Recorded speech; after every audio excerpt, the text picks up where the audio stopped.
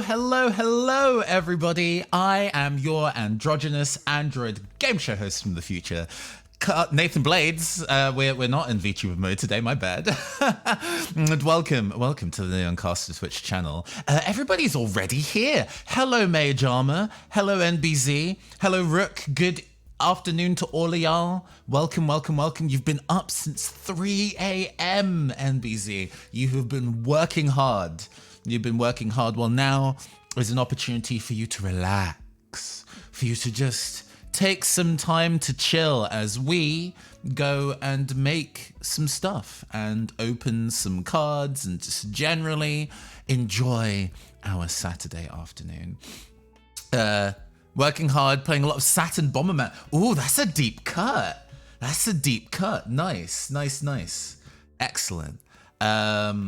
What I have been working on, separate to what we're going to be working on today, so last weekend, it was Manchester Pride weekend. The bank holiday in August is always Manchester Pride. And really high energy time, really joyful time, but it can also be really noisy and really crowded, and in some ways quite expensive. So I took this year to actually not be part of the festival stuff itself and just kind of catch up with my partner and good friends of mine and things like that. And visiting a good friend of mine, they are super into sewing, and I used their sewing machine to make this. I made myself a crafting apron. Hey, with big pockets both in the titties and in the crotch, to be able to go and store the ridiculous number of art supplies one goes through when making stuff. I've already started sewing patches to it. We've got these D20 patches from Lauronicus Makes on Etsy. Let me go find their stuff. Let me give y'all the Etsy link for that, because that's important. Always got to support my fellow queer creators. D20 patch. I'm sure it'll come up relatively swiftly. Yeah. Here they are. Sick. Removing all the weird metadata that they like to force in on these. Just check that link works. It does. Here you go. Haha. I need to get a sewing machine and learn how to sew. I can understand that. I have multiple good friends of mine who really enjoy sewing, and they taught me how to sew. I'm not especially amazing at it, but the fact that I managed to put this one together entirely by myself, I had the materials and everything. The back has, I'm gonna get up again so you can see and try to not stand on my headphone cable. Blah. At the back, we use a kind of a backpack style belt clip to attach the back together. And all that, I had all those bits and pieces, and it was very, it was one of those things where it's okay, I envision in my head what I want this to look like. I will stop wheeling around so you can get clean audio, I promise you. I had it pretty clean in my head what I envisioned this to look like. So much better than tying. Yeah. I figured having an adjustable clip would be the best plan. The other side is a little too long, so I need to go and make some adjustments and maybe make the other side of that clip a little shorter. Hey, Civ! Hello. How you doing? Good afternoon, good time zone to you. Happy Sarasa Saturday. I hope you're doing well. Here for some crafting. I'm currently bragging about this apron that I've sewed recently. Useful for storing all the bits and pieces in. But we should probably actually get to the bits and pieces we're going to do today, right? That feels like a sensible thing to do. All right. Right. Okay. Hey, thank you. It was just going to be a miniature crafting stream.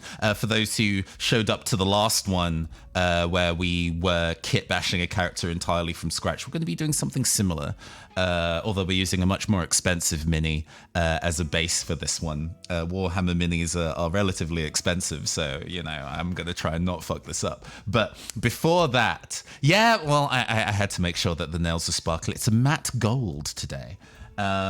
Before that, something came in the mail. I tend to not buy these, and I think I've talked about these on stream previously. Magic the Gathering does something called secret lairs. What this is that they will do specialized printings of cards with like alternate artwork or other design treatments. Sometimes those cards are particularly sought after, so it's a way of being able to make something that's quite expensive on the secondary market cheaper. But for the most part, the cards are just expensive. And as much as I enjoy playing Magic the Gathering, I am not rich enough to just casually buy like a set of 5 or 6 cards or whatever for £30 and be like, yeah, this is fine. But they recently did a Pride Across the Multiverse set where the like 50% of the proceedings of the sales of this went to the Trevor Project, I believe. And all the artwork in it has been designed by LGBTQIA+ artists and creators, including some that I actually know in real life. So I was like, oh, I definitely need it then, so I can go and take the cards and give, like, when I next see them at like a convention or whatever, be like, can you sign your card, please? I would love that. So this recently came in the mail, and I was like, oh, okay, since it's arrived in time for Tabletop Teatime, we'll go and open this on air. There are other people have probably already done openings of this before, so if you're already into Magic the Gathering, you've probably already seen this opened. I've never actually bought a Secret Lair before, so I don't know how these are like designed or packaged or whatever, but we have It's Your Time to Shine. Cool. Oh, it's shiny. Oh, wow. I guess part of it is like keeping the box, right? Okay, so we have our Secret Lair drop series. It's packaging within packaging. Like, this really reminds me, this kind of like hollow treatment. It reminds me a lot of like makeup packaging. I don't know if any of y'all are also makeup fans, although I've not bought up any makeup in quite a while. The lack of going to special events in the last year or two has definitely curtailed the amount of new makeup that I've bought. But yeah, that kind of luxness of the packaging is definitely that kind of idea. And we have this box. Okay, and then it comes in it's like attached. Okay. Oh, and there's a card on the back as well. Okay, we'll reveal that in a little bit. Goblin Ass keeping all the shiny packaging for makeup accessories. Yeah. Especially if you're like a crafty person, right? You're like, oh, I could use this material for something. I could use this, yeah. And then sometimes you do, and often you don't. But yeah, these are.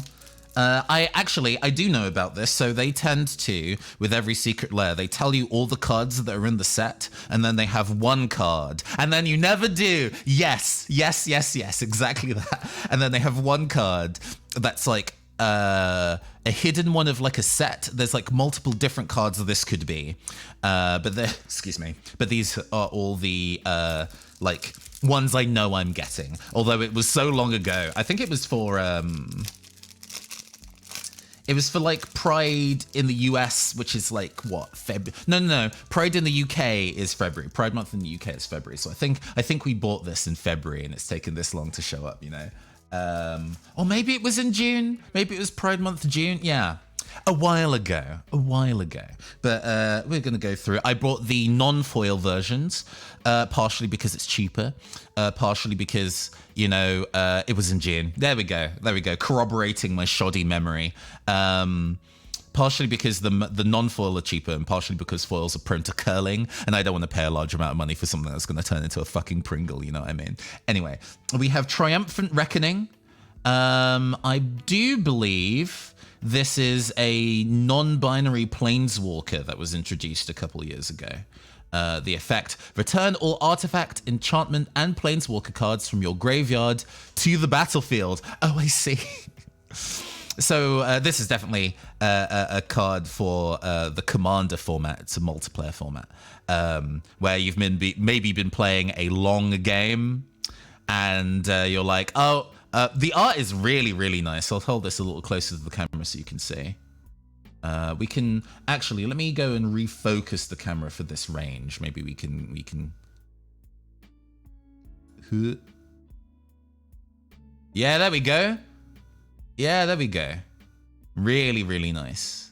The illustrator, Merlin GG.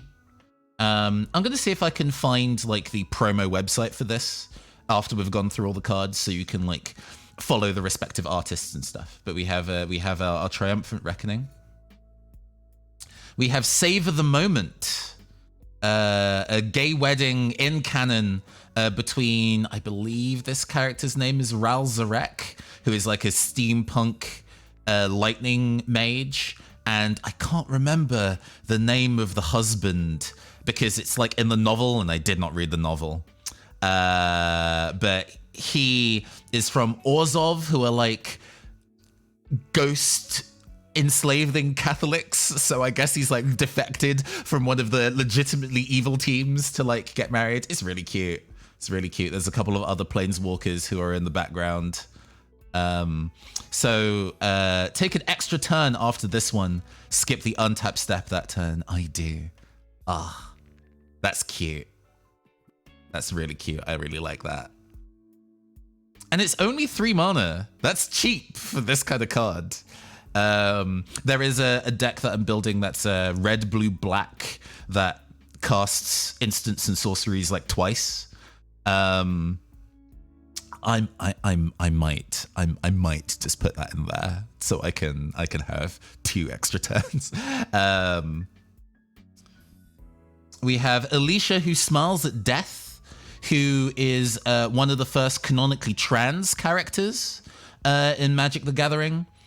She is from the Khans of... Oh, I didn't give the artist for Savor the Moment. The artist is Kieran Yana. There we go. From Khans of Tarkir, who... Khans of Tarkir was like a Mongol Central Asia kind of set. And Alicia in that was like a teenager, and this artwork specifically is supposed to be representing her as an older woman. You know, now she's embraced her new identity, she's done all the things that she needed to do, and now as an elderly, she's passing on her skills and her talents to the new generation of trans people in her community, which... Yes, good, absolutely. So Alicia, I've never actually owned a copy of the card, so I don't know what it does. First strike, meaning that she deals damage before the opponent does in combat. When Alicia, who smiles at death, attacks, you may pay either white or black. Twice. If you do, return target creature card with power 2 or less from your graveyard to the battlefield, tapped and attacking. Oh, interesting. So you could feasibly use these 2 cards together in terms of like a graveyard recycling. That's an interesting strat. Yeah. So whenever it attacks, so you're likely to be able to go and win your combats because she has first strike. And then whenever you attack, you're returning other characters back to the field to be fighting alongside. Let's read the flavor text on that. Our history is one hand reaching out to another. Yeah, nice. The artwork by Winona Nelson. Oh, yes, this is the one I was really excited about. Bearscape. Do you get it? Do you get the pun? And it's so cozy as well. It's so cozy. The artist for this one, Ricardo Besa, is a pretty big regular at UK illustrator cons. There's one in particular called Thought Bubble, which is for comic artists and individual publishers. And Ricardo is often at those releasing art of a similar level of cuteness. And I really love his kind of like soft but also really vibrant watercolor work. Yes, I love that. It's an enchantment. For 1 and a green, you can exile 2 cards from your graveyard, create a 2/2 green bear token. They built a refuge with their bare hands. Yes, I absolutely need this card signed by Ricardo. I absolutely need this card signed by Ricardo. It's very important. We have another card illustrated by Ricardo, Collective Voyage. Here we see the 2 planeswalkers, Chandra and Nissa in the background. They are currently, I believe, married in canon. And this is the plane of Kaladesh, which is like a South Asian, like it's inspired by like India. It's like a steampunk plane where they use metal crafting to create impossible magical artifacts. And so they are having a pride parade in Kaladesh with everybody celebrating. Join forces. Starting with you, each player may pay any amount of mana. Each player searches their library for up to X basic land cards, where X is the total number of mana paid this way, puts them onto the battlefield tapped, and then shuffles. Ooh, very powerful ramp for just 1 green mana. This also is definitely very much a Commander multiplayer format card. A lot of these are going to see if I can put them, either make new decks or put them into existing decks that I already run. I don't run a green Commander deck already, but we got to put this in there. Got to put this in there.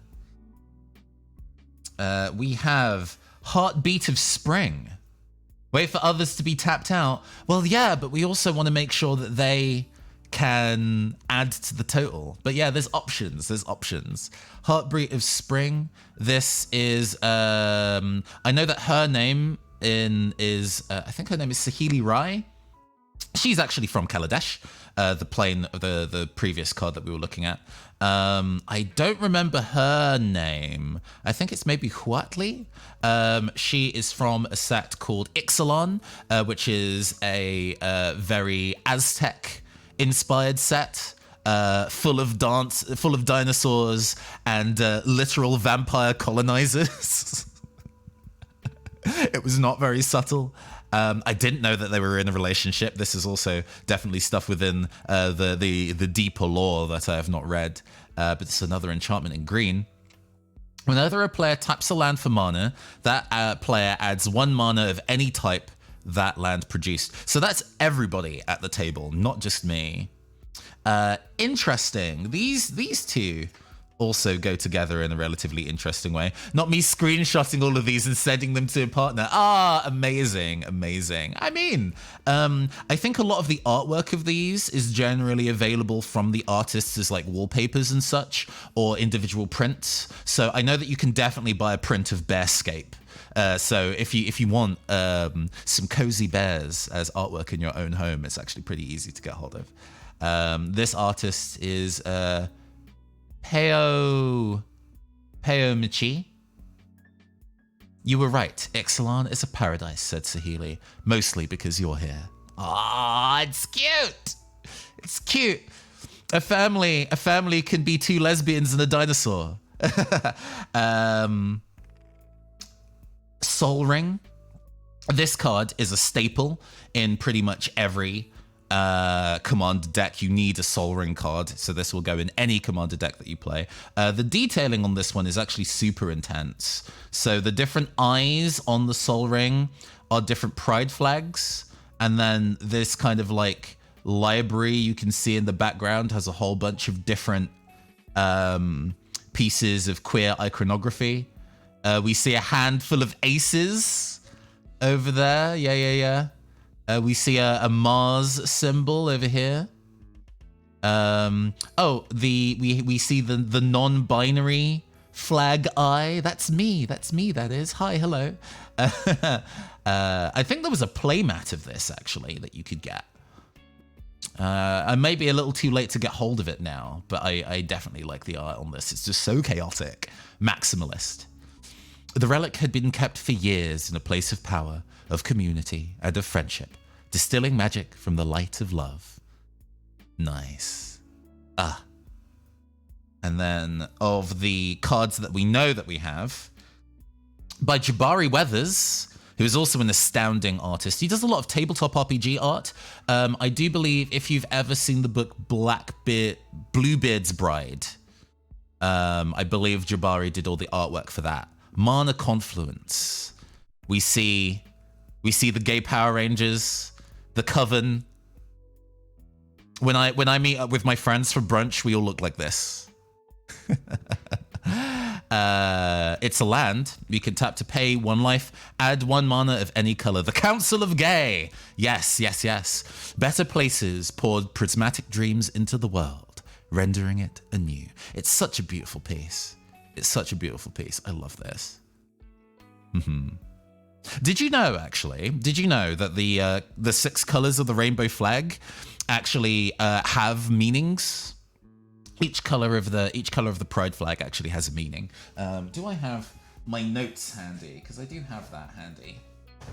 I have a little grimoire for queer witchy notes that I write sometimes. Let me go and dig this up.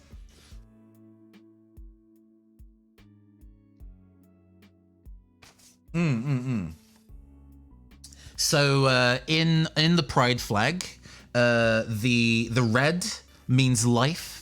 The orange means healing, yellow is sunlight, green is nature, blue is serenity, and violet is spirit, which I think is really nice.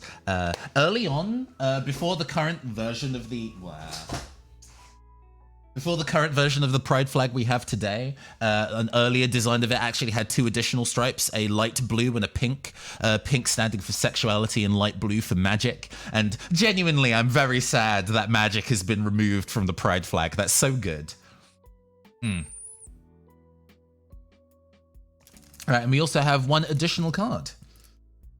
Oh, we have a stained glass version of Saheeli Sublime Artificer, which is one of the characters we saw previously. Let me open this one up too. Such technically expensive cards in very flimsy packaging. It's a foil. Yeah. Really pretty. Whenever you cast a non-creature spell, create a 1/1 color servo artifact creature token. I could definitely use this in the deck, actually. Target artifact you control becomes a copy of another target artifact or creature you control until end of turn, except it's an artifact in addition to its other types. Cool. Cool, very pretty. Yeah, the foil is a bit bent. The foil is a bit bent. Basically, I need to sleeve these immediately. I have some old sleeves from, I think, Force of Will. Has a very pink-looking anime girl on the back of them, and I figured that would be appropriate. Work in a shop that makes stained glass. That's cool. That's very, very cool. I might even put this in one of the, like, protector style, like, big plastic sleeves to keep it flat. In fact, I might do that with a lot of these if I'm not already using them in decks, but we're just gonna slide these in. Oh, I can change the focus of the camera now. That would be a good idea. We're probably gonna be holding stuff around this far away. Yeah, there we go. Got to start your cuppa? No problem, no problem. Get that cup of tea. I have coffee today. In a very fancy portable mug. I don't know if there are any Brits who are tuning in who have heard of Fortnum and Masons. They are a big kind of like a company that make teatime goods, you know? They make teas and teapots and like crockery and things like that. I was in London relatively recently for work and had the free time to go pass by the Fortnum and Mason's flagship store. And so I was like, you know what? I'm going to go get myself a bougie portable cup, and then I can take it back with me and drink it when I'm in the office. And people be like, oh, look at Nathan. Nathan's so bougie. I'm like, no. I bought a relatively cheap, expensive thing to pretend that I am an expensive person. But yeah, that's the set. Oh, let me send a picture of my massive thermos you brought for work. Ooh, sure. Actually, Rook, if you're around, I'm totally down to jump on voice call if you want to chat, like, proper. If you're not up for that today, that's perfectly fine. But the option is open if you're down. But yeah. Whew. Really nice. I I could probably fit a deck of cards in here. I could probably fit it. It would be a 60 card deck rather than 100, but I have to obviously keep using this. This is too pretty to not keep using. Just gonna put that off to the side. Take a grape. Delicious. Okay. What we are doing today. Well, let's get something a bit more upbeat, actually. Since I don't need the no licensing issues, I've commissioned this so Twitch won't put me in jail music that I use for like clips and stuff. Let's go and put some tunes on.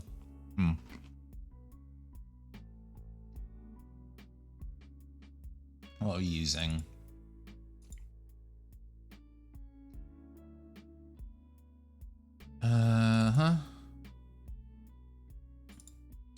Let's get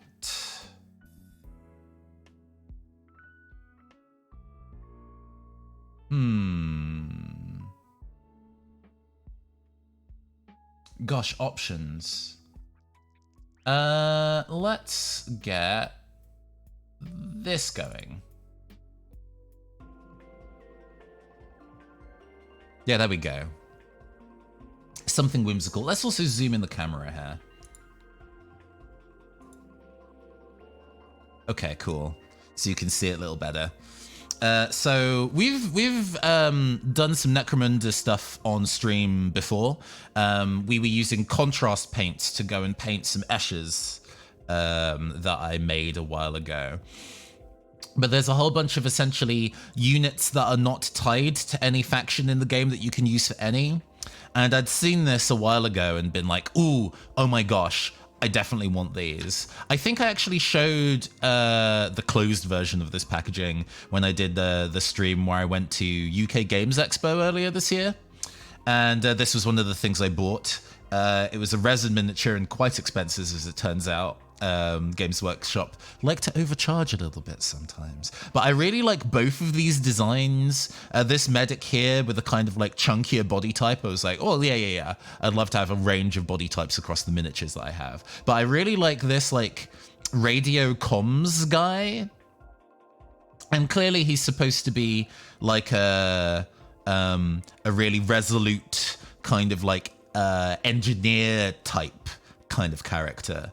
Really no nonsense. But that kind of like quilted patterning that he has on his armor, that's kind of luxury though. That reminds me of a character.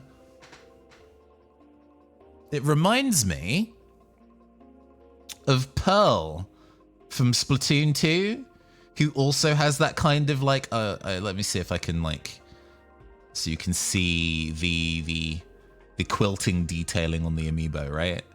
That kind of like, I'm like, yeah. That kind of like puffer jacket, bomber jacket style quilting, actually kind of luxury. So even though that the design of this character is supposed to be very kind of like heavy engineer, I'm like, let's go and build something a bit more funky, a bit more luxe. Let's see what we can do to go and make the character feel a bit more luxury. And I kind of dug around in my like Kitbash box. I think I might have shown this on camera before. I have a little compartments thing that I keep lots of my bits and pieces separated by like heads and arms and things like that. And I've managed to kind of get quite a few new pieces since we did one of these streams, right?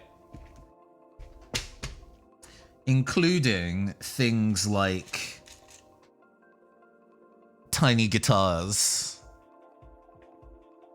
and like gigantic speaker backpacks, which I adore, absolutely adore. So I wanted to do a bit of kit bashing with that already in mind. I've off camera made some selections about the kind of bits and pieces that I wanted to use, but you know how these things go. Also, I have now, excuse me, I've now also just seen Rook's gigantic, like, brass-colored thermos. Very cool. Very cool. Really useful. That'll definitely keep you hydrated all day. I think I've done a little bit of the basic cleanup already on the Mini. So we don't need to, like, do much in the way of, like, filing. I'm going to have to refocus the camera again. My bad. Yeah, there we go. Got to be a teacher, so you got to be prepared. Yeah.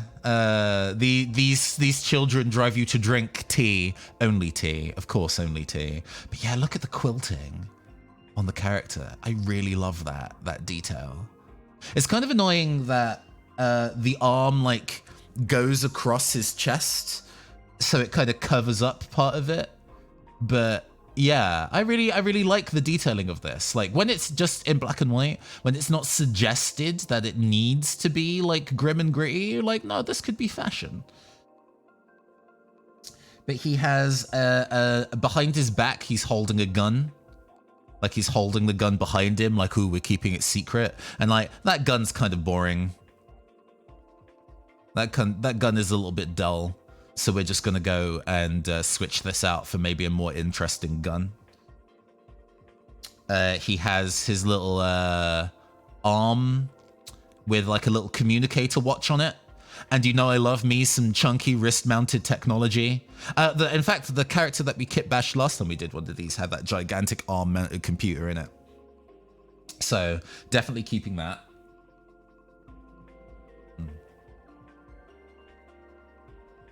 This is the original head. It's got a bit of a notch in the back of it, so you can set it at a specific angle in the Mini. We're obviously going to ignore that. We're going to be changing the head out for something else. I quite like the head, though. You could definitely, like, paint the cap in quite a bright color and then turn it into more of, like, a DJ snapback kind of deal. But I think it would be fun to go and change the head into something else entirely. I have this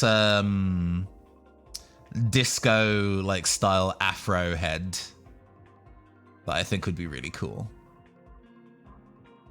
He's got, like, a flat top. I used to have my hair like this, actually, back in the day. I didn't have that kind of heavy 60s moustache, though. And then he has like a slightly cracked, like, radio backpack, but I have this kind of like it looks like a bunch of EQ sliders with a big, like, speaker at the top. I'm like, that's such a cool backpack. So we're gonna, even though it covers up a lot of the cool quilting here, we're gonna set this quite high. So ideally, we're gonna be setting it like this. If you can see. So he'll be, his, like, cable and everything is going to be connected to his gigantic, like, speaker backpack, and he'll be using that to blast them tunes. We also have alternate suggestions of what gun we might be able to use. We have this kind of a... Have you seen anything of the game set to come out this month called Moonbreaker? Oh yeah, Moonbreaker is the one that's like a virtual miniature battle game where you can, like, paint digitally the minis. I have seen that. Very excited to go. I need to go and see if they have a PR team and be like, hey, have you seen my content? Have you seen my content? I think I would be excellent to go and demo your game for other people, because I would love to play that game for y'all. Genuinely to get out my, like, graphics tablet so I can, like, do the detailed painting of the minis. It'd be over. Love it. We have a couple of other, like, gun, like, these are more kind of like a chunky revolver types that we could use with some holsters as well. We have a kind of a more techie style head with the big goggles. Options. Oh, and then we have this, like, really elaborate looking gun. Grant Howitt, the tabletop RPG designer who did Honey Heist and Spire, a while ago, I was like, hey, I know that you do a lot of kit bashing. Do you have any cyberpunk stuff that you would be okay to like give away that I could work with? And he was like, yeah, absolutely. And he gave me so many cool things. But I kind of want to go for one of the guns. Although, hold up. There will be a separate stream, I think, where I go and use almost entirely bits and pieces that he gave me. But there was a really, really cool piece that I was like, some of them are wild. Like this, like, dual-handed chainsaw. Like fucking Darth Maul meets Lollipop Chainsaw. Sick. He gave me that. There was a really elaborate, like, whip-looking thing. Oh, here it is. This kind of like, almost, it looks kind of like fleshy, like organic looking. Shit, no, we're gonna add that to the potential to use. As well as this one. That's kind of like fused to an arm. Let's see. There was like another, like very thorn whip looking-y one. Let's see if I can summon that from the ether, because he gave me he gave me a lot of things. And you know, I was going to talk about this anyway, and I might as well talk about this now. I recently set up a throne account, you know, like the one where you can put like wish-listed items and people can purchase them and it goes to an inbox. And I was like, oh, that might be useful for like doing future kit bashes and then putting like some of the pieces that we could use in the future for things and let people opt into what they would like to see kit bashed. So I set that up recently, actually. Yeah, this kind of like really spiky, very Giga-esque in the fact that it looks, you know, a bit rude, kind of whip. And I'm like, I would love to make a bad bitch mini that uses one of these. I don't think this is right for what we're making today, but there is definitely going to be a bad bitch mini. She knows what she wants. She's going to be carrying this. It's going to be cool. That might not be a quote-unquote weapon.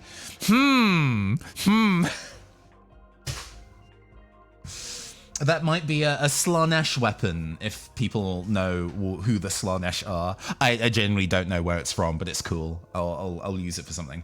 Anyway.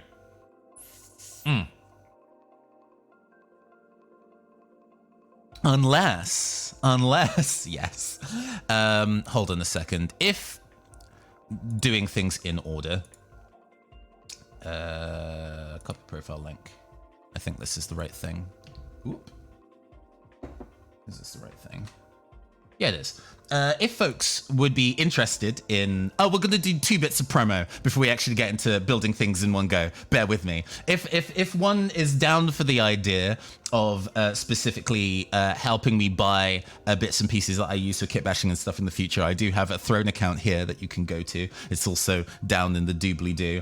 One of the things I currently have in the wish list is like a tiny plastic toy of a Sableye, like the Pokemon, because I would there's like a TikTok account of somebody who's been turning like the tiny plastic Pokemon toys into tabletop miniatures, and that's the sickest thing. And I dug around in like a box of things and found that I have some of those, like a tiny Staryu, a tiny like Darkrai,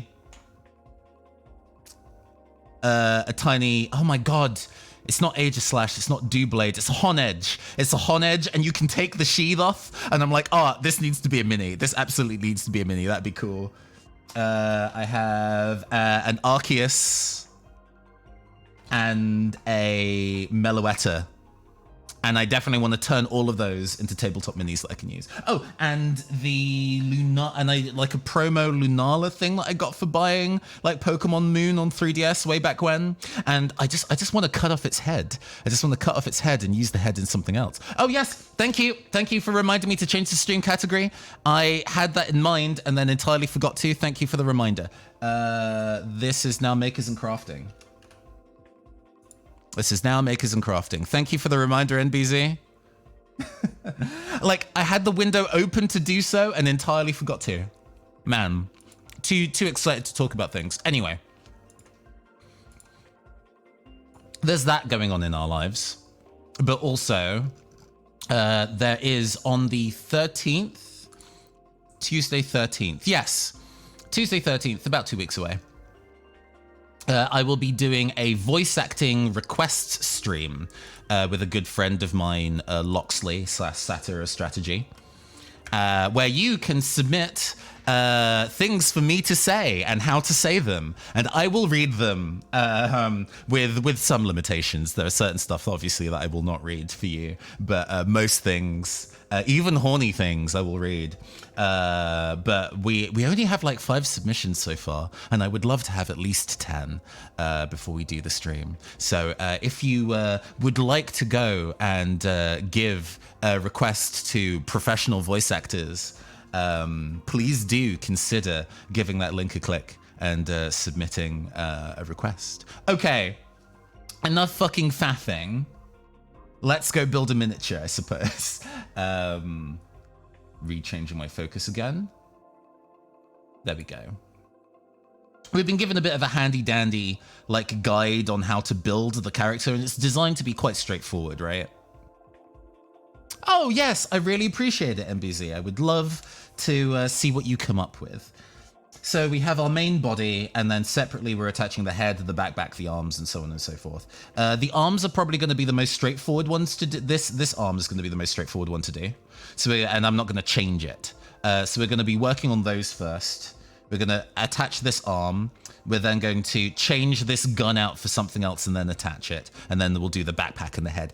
Really easy shit. Super straightforward. We don't need to make it complicated. Not all kit bashers need to be a nightmare.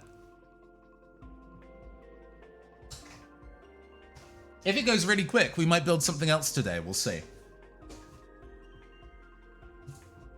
We can experiment with a more improvised thing. Right, let me go turn up the brightness on my... Okay, there we go. And that has probably horrendously blown out the picture. Not terribly.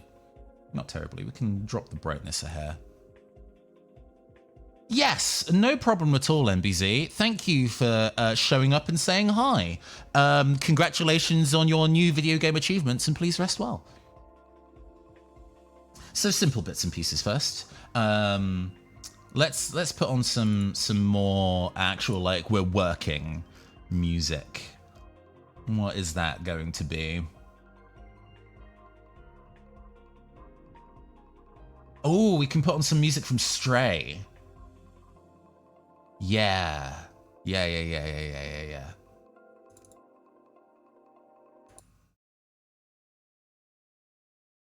Oh, is it playing it? It's not playing it. Is it because the track is too long? That's probably why. Got this version. Yeah, nice. I'm gonna turn it up in my ears a little bit more. This is such a jam, I have to. Nice. Cool. So we're starting easy, you know. We're just getting the basic bits of gluing shit together. Gluing on.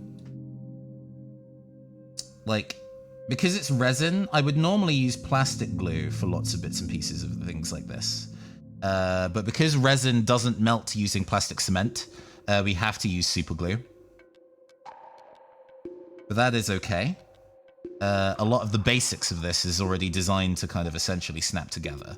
So we've already got that arm on pretty straightforwardly. We don't need to worry about that at all. That's pretty easy. But the interesting bit now is working out what we want to do with this gun.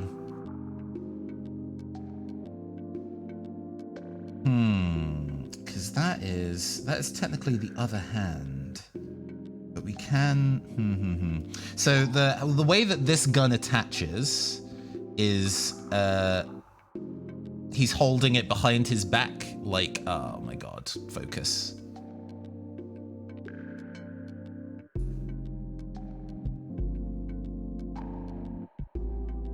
He's holding the gun behind his back. So we need something that isn't too thick, right? Because in other words, it's not going to sit against his booty properly. But we can have it long. We can make a long gun that he's holding, or whatever item he's holding behind his back.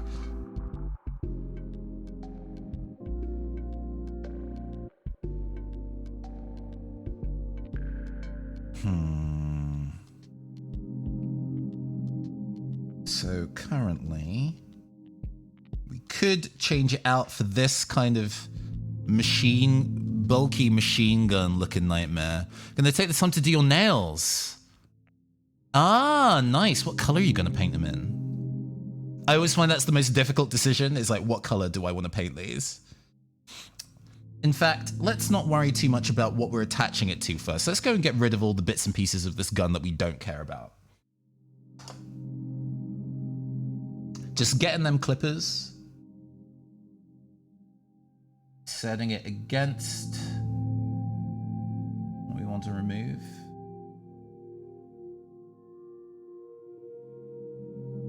And just slicing it through.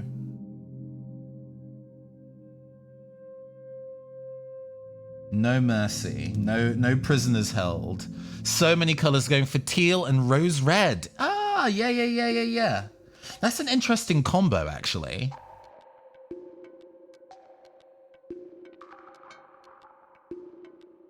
Really interesting combo. Okay, we're gonna finding a good angle to kind of get purchase on clipping this.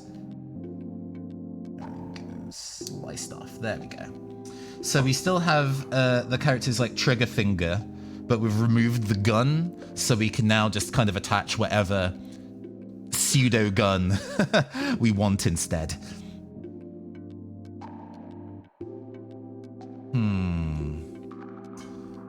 But now is the question. Miku, guide me.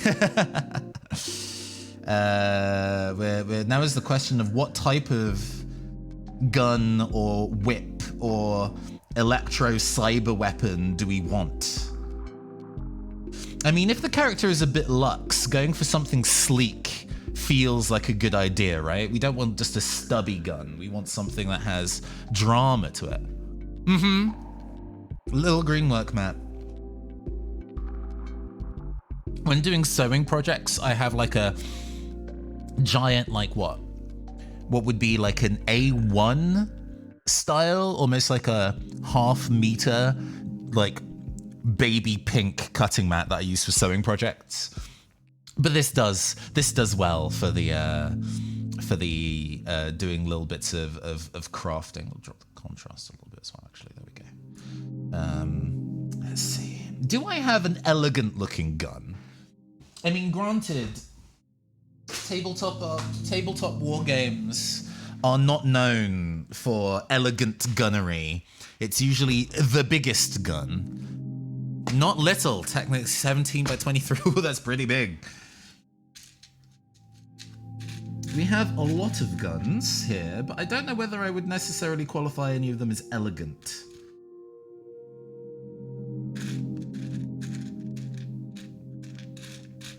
You just get the ASMR of me pushing bits and pieces around. Like, we have this, like, big, stubby Robo Nightmare. We have a couple of sci-fi looking ones that I haven't used. I've used some of the sci-fi style guns and other bits, but I am yet to use that one. We also have this kind of more long rifle style.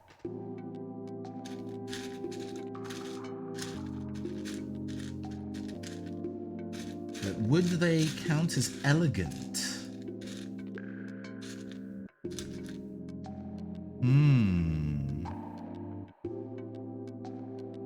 Making cosplays back in the day. Ah, I get you. Yeah. I mean, a lot of the sewing that I've done in the past is cosplay. rather than like actual practical clothing. And even the items that I have made that aren't like specifically parts of cosplay have definitely been just as ostentatious. Oh, there's this one. There's this one with the belt strap on it. Okay, I dig this.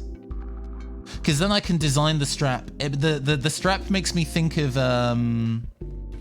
you know, like a tech wear is really in the zone in like a anime character design at the moment.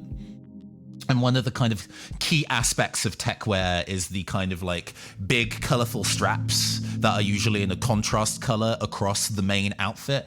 I like the idea of maybe looking to tech wear when we color this. Arknights, yes, Arknights, and Dislight very recently very much has that energy too. So yeah, let's go and take this gun, I think.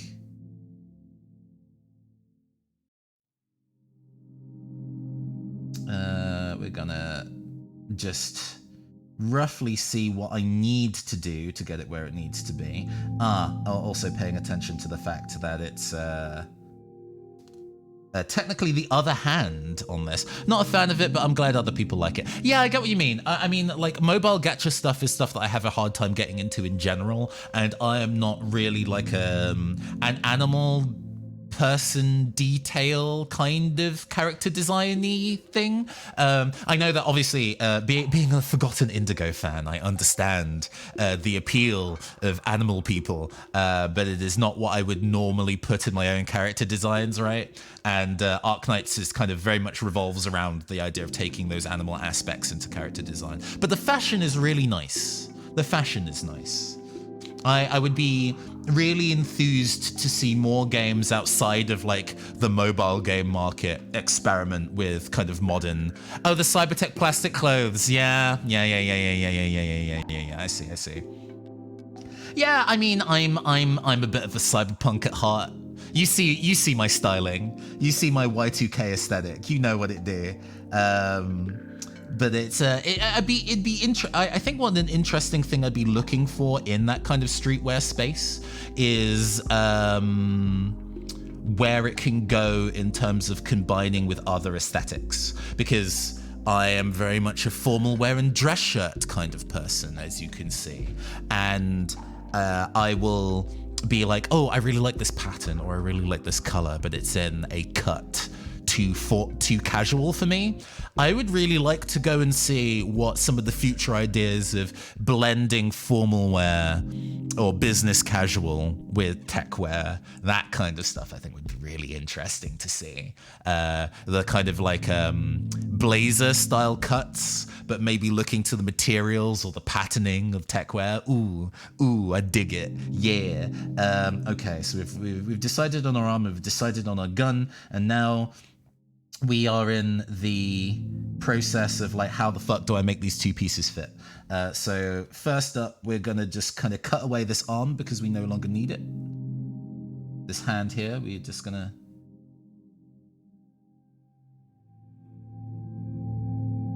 get rid of his. Out, I say.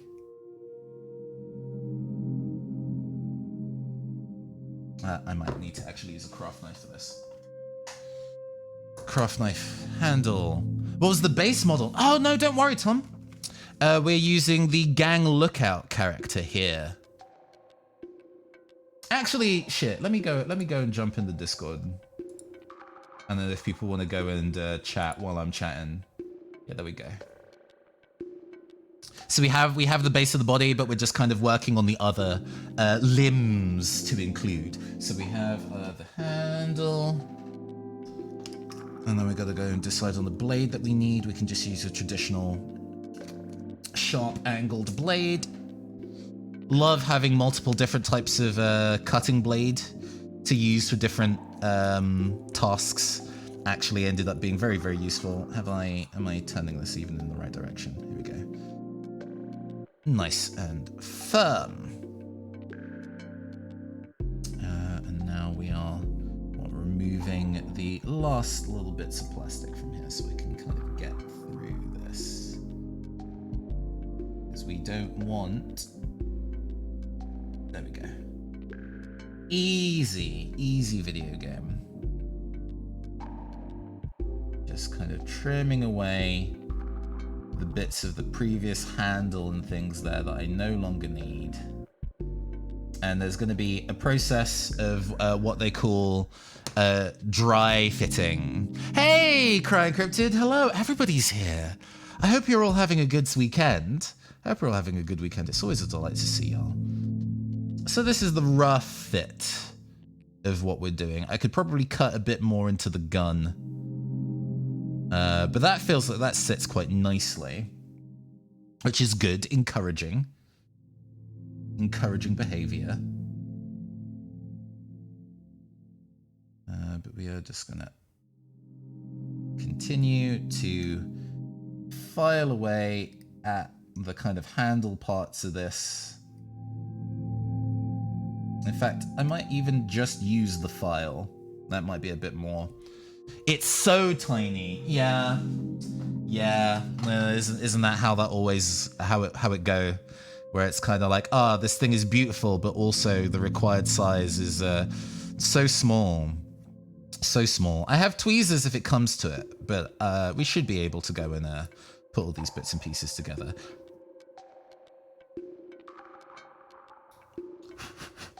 Okay.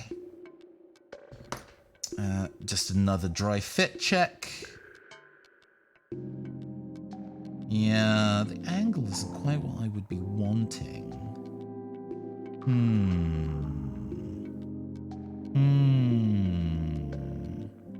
I mean, there's always the potential of me using green stuff or putty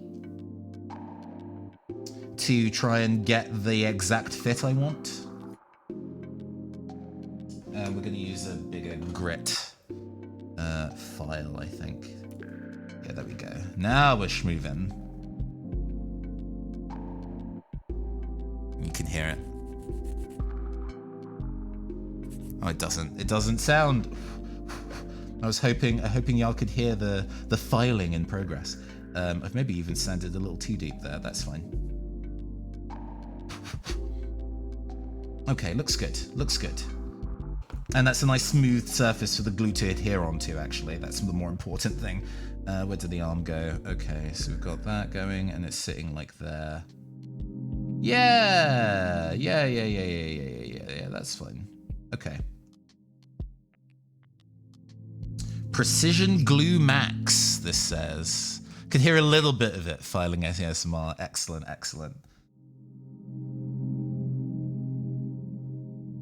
Just getting a little bit of glue on there.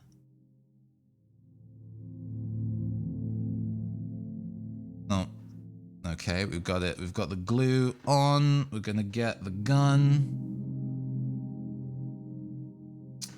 We're just gonna get it to sit in there.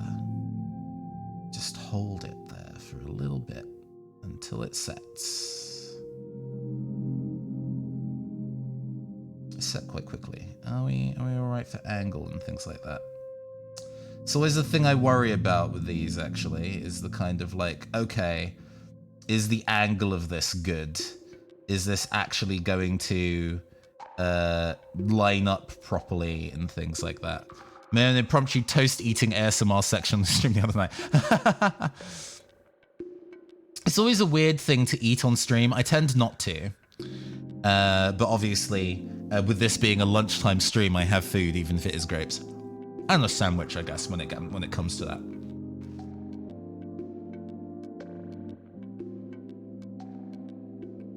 But I'm not trying to, like, you know, do an uninvited mukbang stream, right? Too late to turn the mic off. I understand. You're in the middle of working. Oh, how is your live 2D model coming, by the way? I tuned in. I was able to go and catch you working on it before work a little while ago, and it looks. I mean, Chantilly is always pretty, but it's looking real good from what I can see.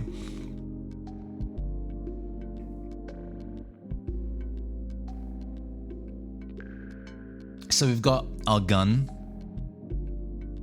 and that gun is going to be sitting behind like this.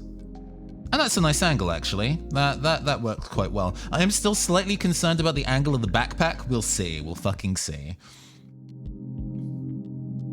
Mouth forms rigged and finished one set of eye forms. Okay. Progress. There. Spaghetti.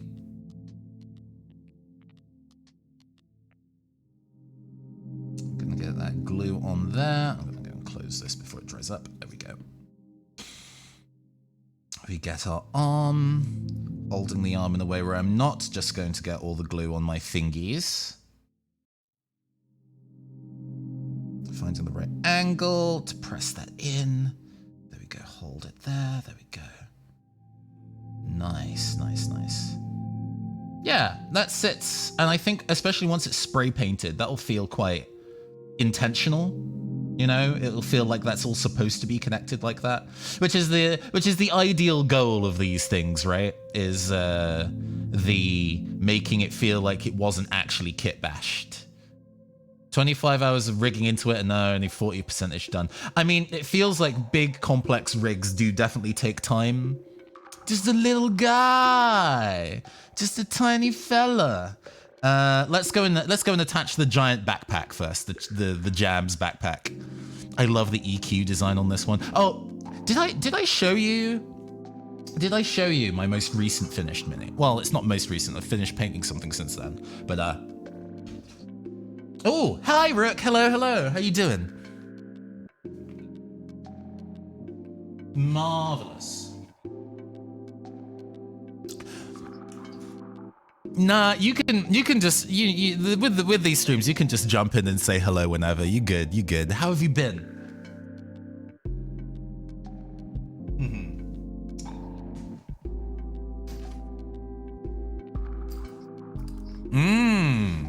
I didn't realize you were training to be a teacher. That's really cool. Oh, so we have the mini that we kit bashed last time.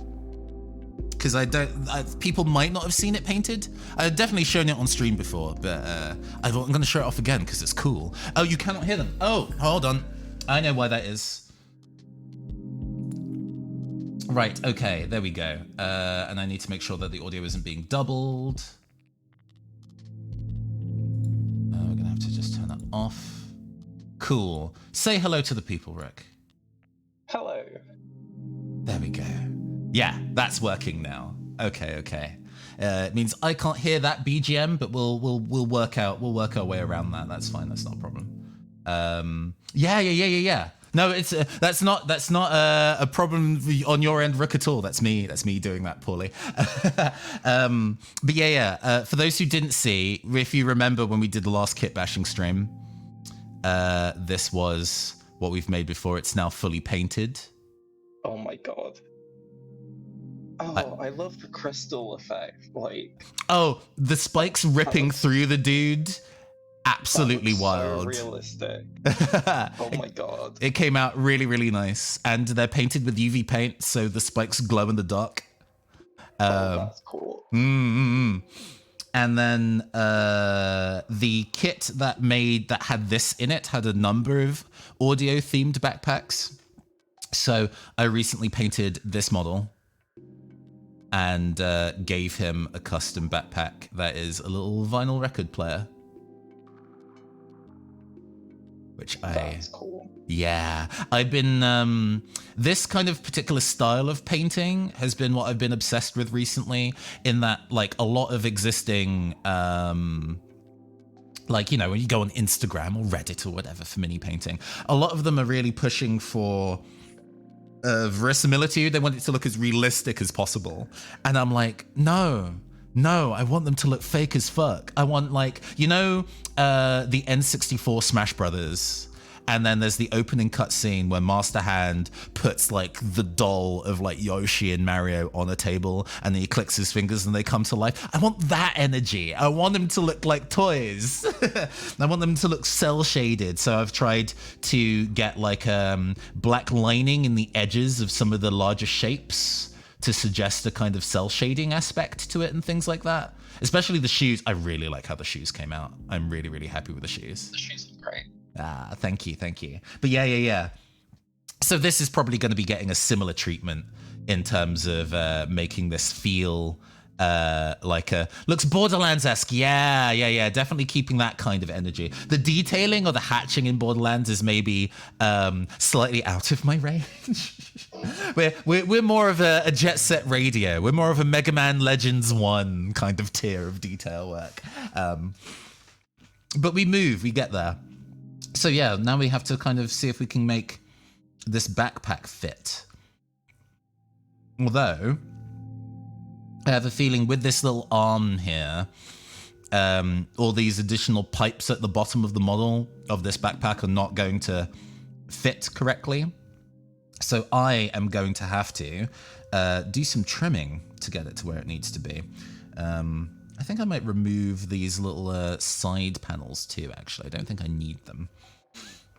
So we're going to get reckless. We're going to get reckless. We're going to go and take a knife to this. Okay. Let's go get some tunes that I can hear. And then also... Oh, yeah, because you've been working on mini painting. You've started your first Space Marines, haven't you, Rick? Oh, yeah. I have been doing that. Mm-hmm. I haven't done any of the others, so they're just kind of like on my shelf unpainted, but I feel like that's kind of true mini painters. True to the process, yes. yeah. Very much part of the experience of being a miniature painter is having the what some call the pile of shame. Let's get some Fancy Star Online going. Okay, that should be reasonably audio balanced. Let me know if that needs to change volume.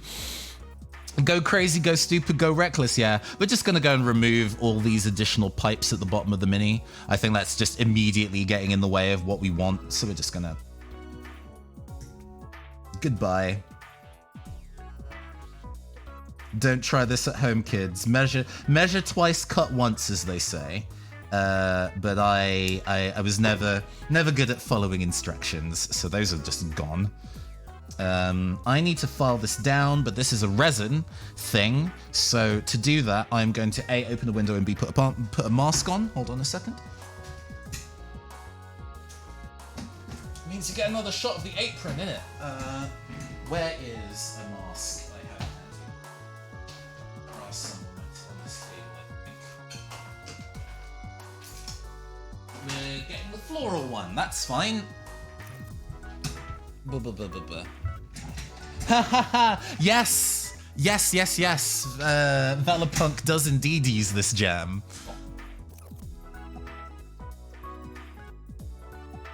Alright.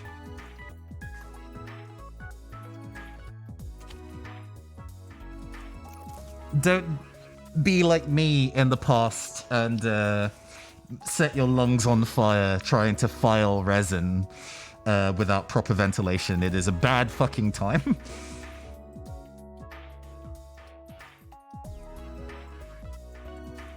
Fortunately, not a lot of filing is needed to get this where this needs to be. Just enough to kind of get it smooth.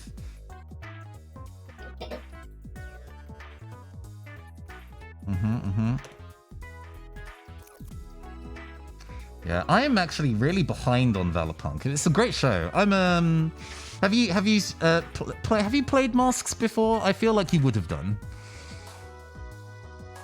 Wait, was that a question? Yeah. Is Masks the superhero game? Yes, that's right. I haven't. It's a good one. I think you'd enjoy its vibes. It's Oh, I was just gonna say it's definitely on my list. I just haven't had the chance to play it yet.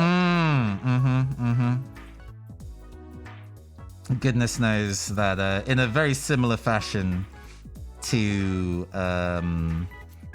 hey, here are all these minis that I will eventually paint. Here are all these tabletop RPGs that I will eventually play. Oh my god, you should see my Google Drive. Shit's popping off at session 16. Oh man, we got to session 16 already. The last that I got up to on Valor Academy was Vika and most of the gang going and chatting to that mafia don in the nightclub was, I think, the last arc that I specifically remember. There might have been stuff after that that I am not immediately recalling. It's a good fucking show. There are two Twitch channels, Rook, that were pretty big in how I do my tabletop RPGs now, being Surprise Round RPG and Stabbiness.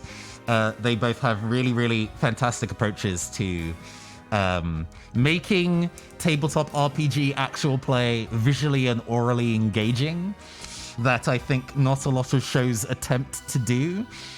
And as a result, I'm spoiled. I'm spoiled by how polished those two channels are in terms of what they do. And Valor Academy is one of the ongoing ones on Surprise Round. It is very good. Strongly recommended. Excellent. A silly, maybe a silly personal goal, but I would love to play on either of those channels one day to kind of get my skills up to a point where they're like, yeah, you can sit with us.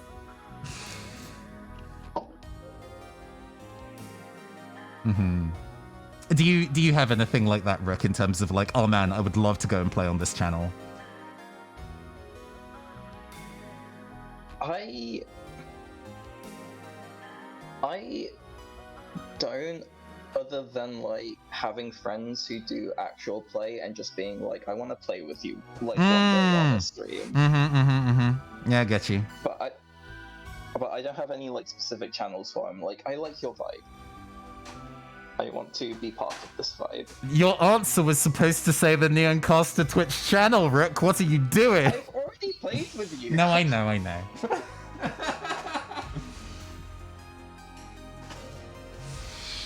Dude, our lunch table's just a bunch of goons. I know. Like, there is the fact that you're all you're the vibe between the members of those channels is really palpable across, and you can tell. But like, despite being just a bunch of goons, you are a bunch of very talented goons, I must say. And I find that working with other creators is a great way to expand your own horizons in terms of the stuff that you can do. I've played with individual members of those networks before. I've played with Jay / the titular Stabbiness and J-Man before, who were both astounding on the channel. Will sing the praises of those particular sessions all day, every day. But always getting the chance to play with more people is something I find exciting. This needs to be super glued in. I can't just use that loose glue, or it won't sit correctly. Wow. In fact, a mutual friend of ours, Valdrianth, is currently setting up casting for charity streams going on in what, October? November. November, right. And I'm kind of like, I haven't submitted my application yet. I'm currently big racking my brain in terms of like, what do I want to run? That's always the thing, right? Because there's definitely stuff that would be easy to run, but going for the deep cuts or for the weird cuts is definitely what have I written, in fact, that maybe could do with some additional time in the light. Because it was playing Heartbeats in Perfect Sync last year on that channel that actually really got a lot of people to see that game, and also then had you as the opportunity to go and play it. So I clearly need to it's clearly a good opportunity to get the word out there. Yeah. You want to run anything for it? I was thinking about it, but Extra Life is on my dad's birthday. So I don't actually know if I'm going to be free that weekend. Understandable. Okay. That's gonna... Well, it's not gonna set if I just drop it. Hey, Netscape! Good! Hello. Everybody's showing up today. Oh my gosh. I hope you're doing well, Netscape. How have you been? Alright, let's give that a second to set. While I go and decide what head I want to give this thing. There's just so many assorted bits graveyard there now. Okay.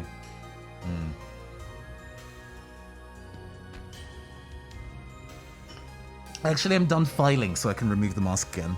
Wah. There we go. Tired but good. Nice. Yeah. Finding those opportunities to have a weekend free is sometimes quite rare. I had like a string of like conventions and traveling for work to do the last couple of weekends, so it's nice to have a Saturday to just do this stream. Actually, this is what I've been wanting to do for a while. I'm glad I could get around to it. Yeah, I guess it's nice that, like, kind of just what's the word? Like the silver linings thing of like being able to do this and the secret lair stuff. And heck, considering how quickly this is going, we might even get to do some painting today. I don't know whether I'll necessarily be able to paint this. We might. If I give it like half an hour for the glue to set, we could probably start base coating it like immediately, which would be fun. Usually in instances where there is you're doing the kit bashing, it takes so long that you'll never actually get round to painting it in the same session. You have to kind of split it apart. Well, there's some stray glue that needs to be removed. Please leave. Please leave. You're not welcome at this function, sir.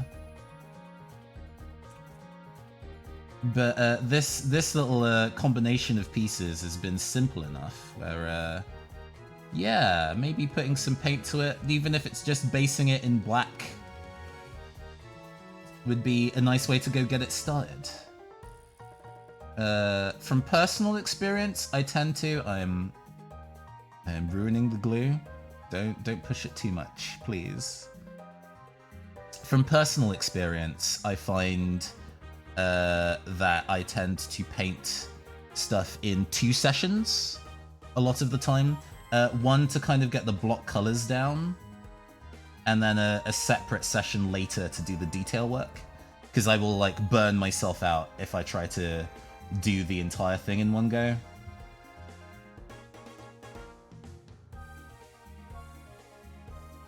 Yeah, for me, I think because I have like 4 minis left to paint, like I think my strategy is going to be like get the purple down for the armor, like just across all of them, and then kind of like another day do like every other color, basically. Doing the like the biggest part of the coloring process first, and then layering in the others. Yeah, I can see that. Okay. At least like if most of the color is down, you know, they don't look extremely grey. Actually, I could probably deliver the glue just directly in the gap. We'll see. And then poke it around. So I'm trying to use the super glue to kind of fill in a narrow gap that isn't going to be seen once I have the head in, just to kind of help that set a bit better. So there we go.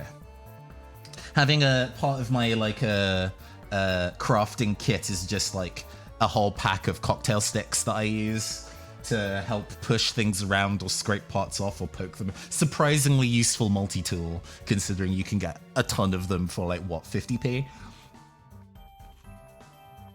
Yeah. That makes sense.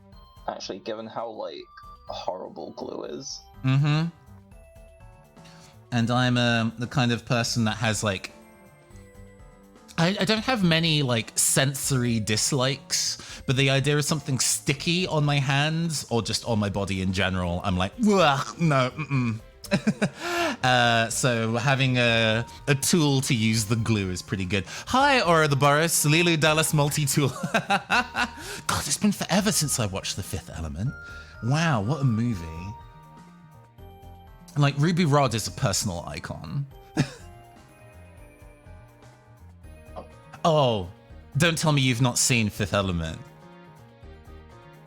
Who, me? No, I don't know what that is. Okay. I'm not gonna do the kind of like, oh, how have you not seen this movie when there is an infinite number of movies in the world and you have to have watched them all, or you're not a cool nerd or whatever.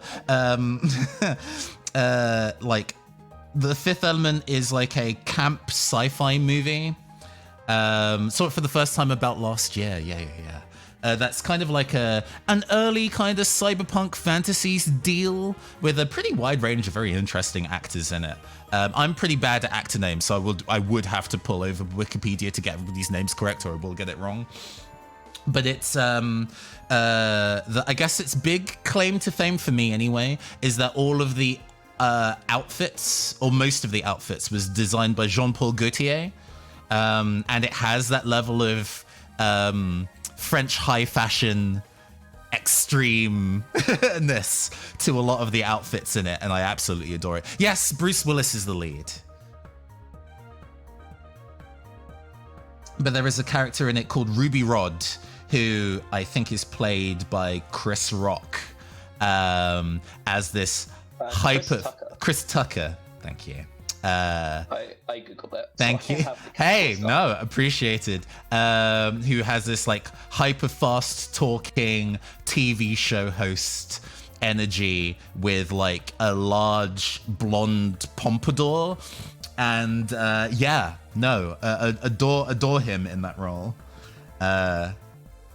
So I've definitely tailored how I behave on camera a little bit around that kind of persona, just a touch. You might not have been able to tell. Really subtle, honestly, but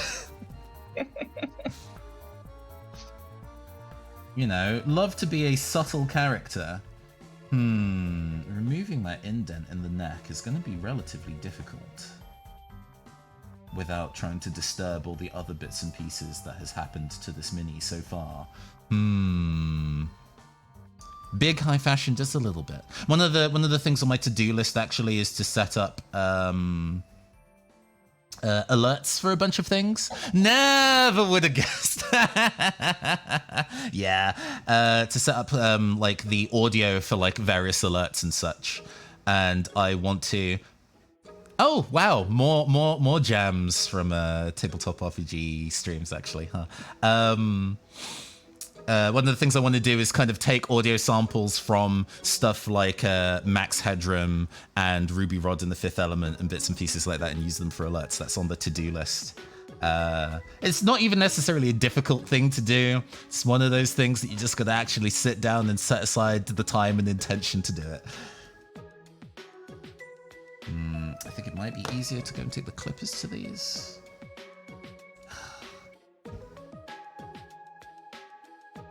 No, not even that. Okay. I'm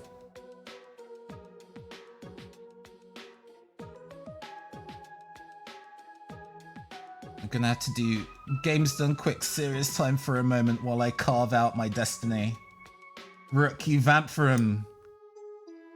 What's the last tabletop RPG thing that you did? Oh god, that requires me to remember anything I've done. I had a session 0 for a Pathfinder home game. Ooh! And that's very exciting. What's the premise?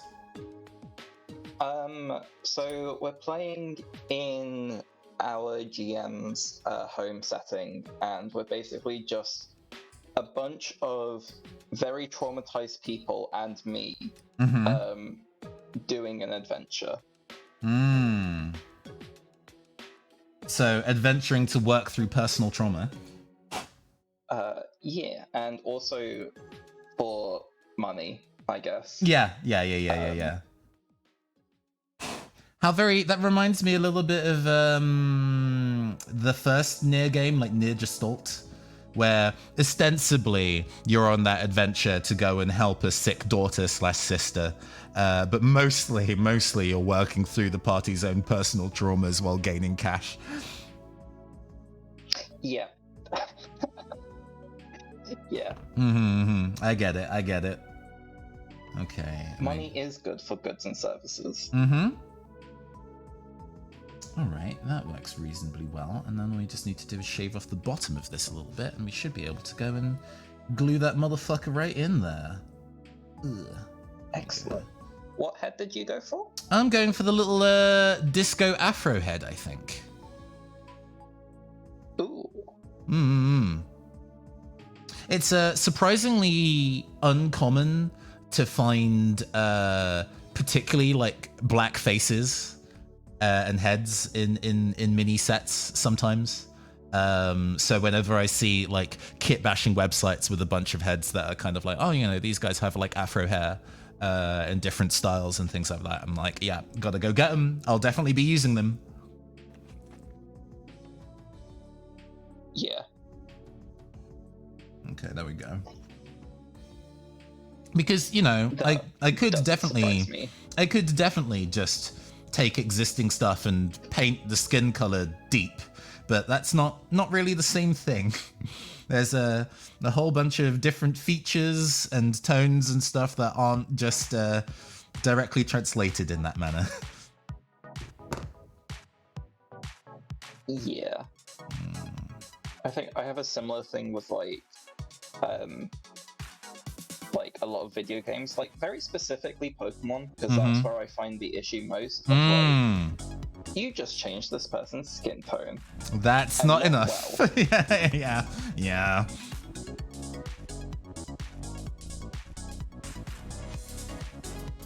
Gosh. What on earth did I just do? I'm out shopping just now. I found a miracle, a piece of clothing that is sparkly and not scratchy. What? Well, you're going to have to give us the deets, Cryptid. What clothing is this? Like, you know, if it's like a foil printing on like an existing material, I can see that being like smooth, but also sparkly. If it's somehow like sequins and it's not scratchy, well, that's just witchcraft. That's not real.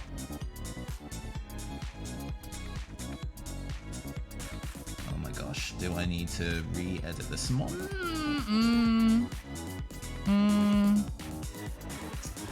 Yeah, this head is it's going.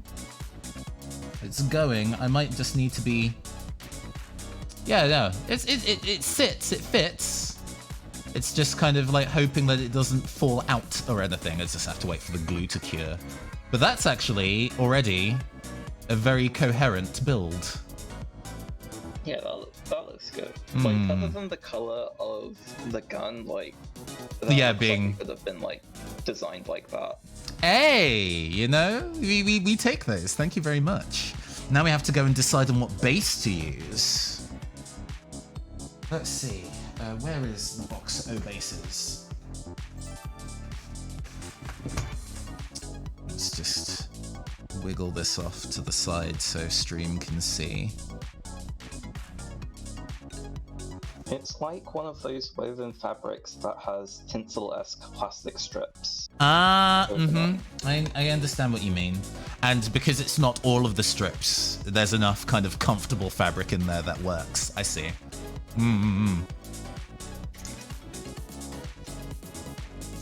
Yeah, we have a lot of Necromunda style bases. So these are like the official bases that get flung into the ether that the game uses.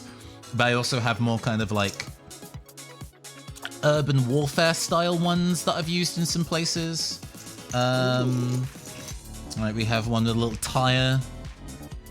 That one you just put away has a texture that reminds me of my ceiling. It is very industrial rivety. Oh, this kind of like stucco style, yeah. It's supposed to be concrete. Yeah. But yeah, and until it's painted like that, that definitely feels like it could be an unpainted wall. We have a kind of like more sci-fi looking pavement that I've already apparently pre-based. That's a pretty good contender. Because I don't think the mini is large enough to use some of the, because there's a pretty significant difference in size that we can kind of go with these. How tall is Mans against this mini since he's so big? Yeah, definitely. They stand. No. If this guy was standing up to his full height, then this guy would be tiny. So I do need the smaller base size, I think. Yeah.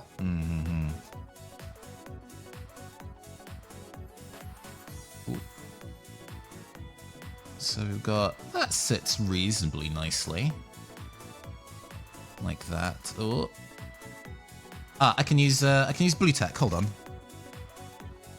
We have the technology. Such a high technology that blue tack is.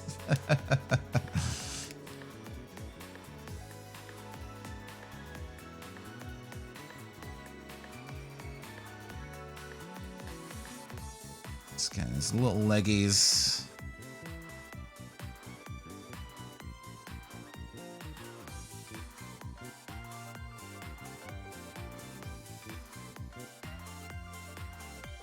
Not pushing too hard or I'll snap the mini. But yeah, this makes sense to me. The size of that base works and his pose fits on the design pretty reasonably. We'll go with that. We'll go with that. Yeah, that looks good. Hell yeah. Right. Let's then... Oh, I just noticed the speaker behind his head. Yeah, which means he's blasting his own ears, but you know what? I think he's probably into it.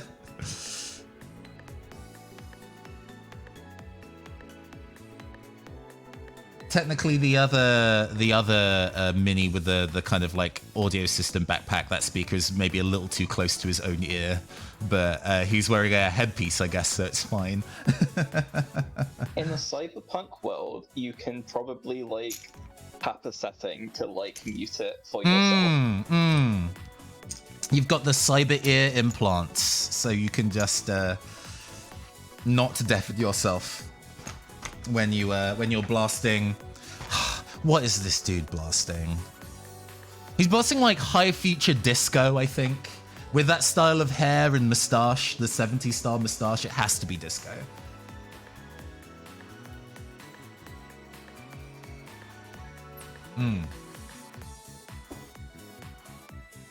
Like if Herbie Hancock was making jams in the year 2078. That kind of energy, absolutely. Okay, so we have a mini. We're gonna go base them in just a second. In fact, we can base them now. We don't need to wait. We'll base the mini, and then I'll get one of my pre-primed minis that I've not done anything with, and we're just gonna go and slap some like contrast paint on it. We're just gonna do a little bit of light painting while this sets, and then we'll return to painting this one. Energy. Yeah. Here's one I made earlier. Blue Peter's still going. Still going. Oh, yes. I mean, it's a British institution as far as TV is considered, so the BBC is not especially inclined to remove it anytime soon. Oh my god. Speaking of British institutions, Bake Off starts next week. I mean, it's a British institution. I was going to say, that's Channel 4 now. It used to be ours, but no longer. Well, you know. No, I understand. Like, back when it was a BBC enterprise, we used to take sweepstakes in the office. And it just didn't feel the same when it was for a different TV show, TV network. Valid. It's also way harder. Like, they definitely made the challenges way harder in the first couple of series of the Channel 4 Bake Off. There was a whole bunch of challenges where, like, you know, like the, what's it called? The blind bake, where they give you incomplete instructions and you just have to try and wing it. Yeah, the technical challenge. Yeah, there we go. Like, I distinctly remember for a lot of the first season, there were episodes where no one got it right. And I'm like, wow. They've changed the intent of the show just a little bit to make it like a, I would say, American Whittle format spicy. Yeah, no, I do feel that. I also feel like a lot of the comedy just got worse. The comedy's never been great, but it did used to be funny. I mean, Trini and Susanna are icons. Right, let's put some of these pieces back in the box for me to use later. The fucking whole lemon in a bread loaf bake, horrid. Oh, I see. Wait, the what? I don't remember that. Yeah, I mean that's not an episode that I've seen. I must admit I've not watched the recent episodes. But if that's something that somebody has tried, bold. Also, maybe it's just me, but there is something about it was one that Prue gave them. I see. Yeah. That track. Yeah, there was a period of time where like Mary Berry was on the show, and I like Mary Berry. She is a charming woman, but she is not necessarily especially versed in what one would describe as international flavors. I remember like episodes where like somebody's like, oh, I've used green tea in this one, and she's just kind of like, I don't understand this flavor. Or like yuzu in something, and it just blows her mind, and it genuinely makes me laugh. How like scary that is to her, apparently. Very good. What do we want to go and paint today?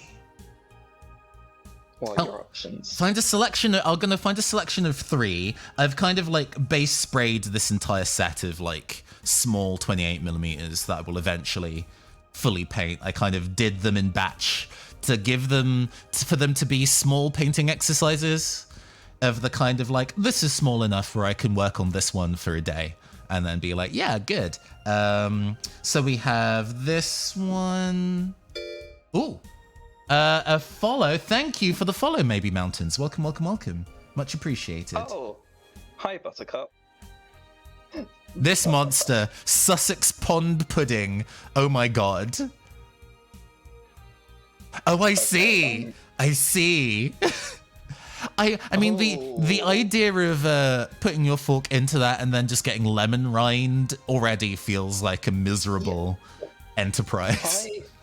Why isn't it peeled?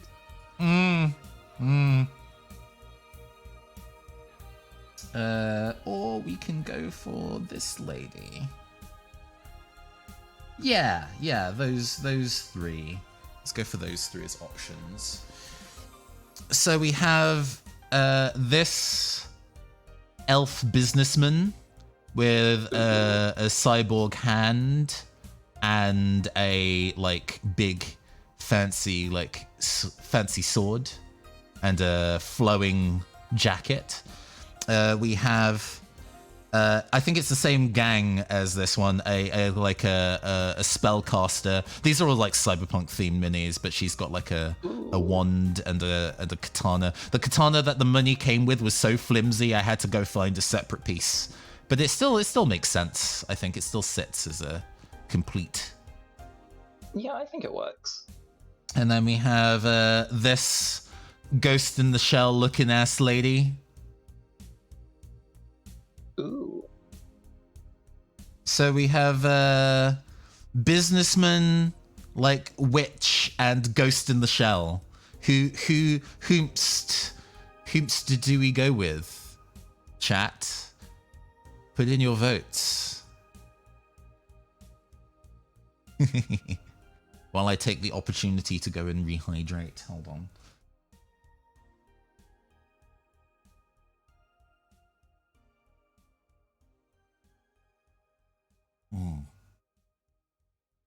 Do you have a preference, Rook? I'm more than happy to hear your opinion on which one to go with.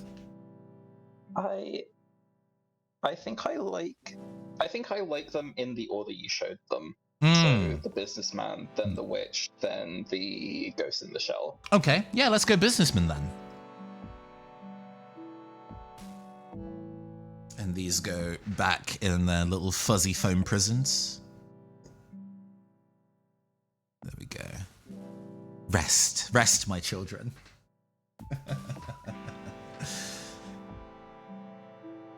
Yeah. All right, let's go get some bits and pieces because I need to. Well, I already have drinking water. I can pour out the drinking water into the paint water. There we go. Problem solved. No getting up necessary. We're lazy. But we do need to decide what colors we're going to go paint this mofo. speaking of paint water, I bought a mug specifically to hold my paint water, and now it's become my like everyday mug. Oh no! And my other ones. That's dangerous. My other one's gonna be. Oh well, it doesn't have like paint in it now. No, Like, I mean fully washed it. Because I tend to have, you know, the drinking water and the paint water, and then sometimes when you're not paying attention, you grab the paint water and you look at it and be like, this is the wrong one. But if you've bought a mug that you've already intended to like psychologically match to it being the paint water, that's dangerous. You don't want to get those synapses crossed. Yeah. Well, it'll be a fun surprise if it happens. Yeah, you like to live dangerously, I feel you. I got 3 new contrast paints recently. A magenta, a very yellow, because I've had an orange yellow, but this is more of a, like an electric, almost cool yellow, and a like Bad Moon Yellow. Bad Moon Yellow, yeah. That's a name. It's such an obnoxious color, I love it. And a like a purple violet. And I'd be willing to go and work with one of these as one of our lead colors. To give more choose your own adventure for this color scheme. Ooh. I don't have a preference, so chat if you have a preference. I mean, I am very excited to try the purple. I love me some purple, always do. Purple's a good color. I don't know whether Mans would be running around in a lemon yellow suit, although maybe. That is a thing that you can buy. It's just hard to get hold of. I literally bought like an extra purple like single of paint and also a purple wash, like specifically because I knew I'd be using purple all the time. I really like using purple wash instead of black, because it feels like it still adds shading to what you're doing, but doesn't like fuck with the saturation in the same way that the black wash does. Yeah. I mean, super popular if you're doing your grimdark painting, but y'all know that ain't me. That's not my life. Yeah, hang on. Let me go get the one mini I've painted so I can actually see what my point is. What do I want to do? Yeah, no, I'm gonna give this man a purple suit. Are you kidding? Okay. So to work with that, we then also need to decide what his waistcoat is going to be, because I'd want that in a different color. I know that American 3-piece suits tend to specifically be the same color all the way through. But, oh, I'm looping back to that. Let's move this on a little bit. Boop. Cool. Let's see.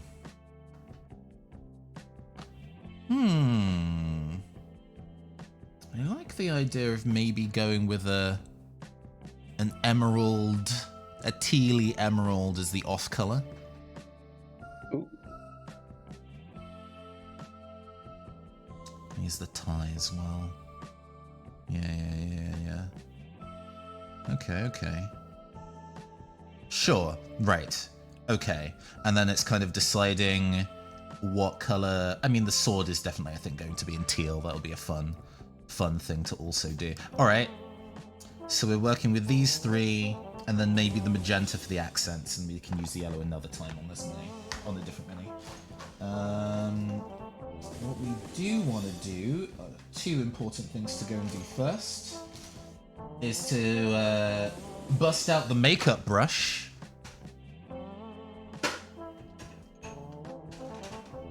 Quelle surprise, the techniques used in makeup and in mini painting can be shared between. And then also we're going to go getting some metal colors. Where are they at? Where is my silver? Where's my gold? Where's my silver? My silver's here. Cool. And then we have like the bolt metal. Cool. Excellent. And we want our this. Here we go. Shaking up I just use like generic craft white paint rather than any like actual mini painting brand white, because this thins down really nicely with just water, but it's also super opaque and quite malleable. I find that a lot of like craft whites tend to be translucent a lot of the time and requires lots and lots of layering to get up to a white that I'm happy with. And this tends to do the job a little easier. That makes sense. And it's also disgustingly cheap. Nice. But it's definitely not true for a lot of like mini specific. Nope. So expensive, some of them. And I say that also buying them. Sometimes it's kind of like, well, this is of a formula that is useful to me, so I don't want to have to go through the process of trying to make craft paint do what I need it to, when I can just buy hobby paint that does the correct thing straight away. Let's go.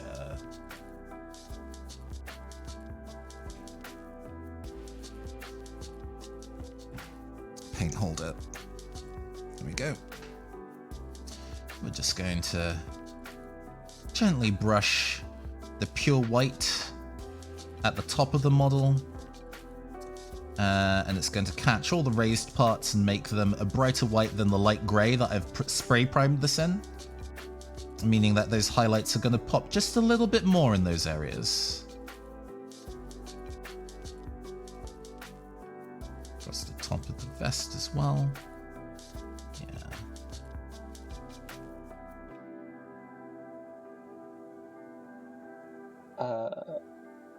Are you able to adjust focus?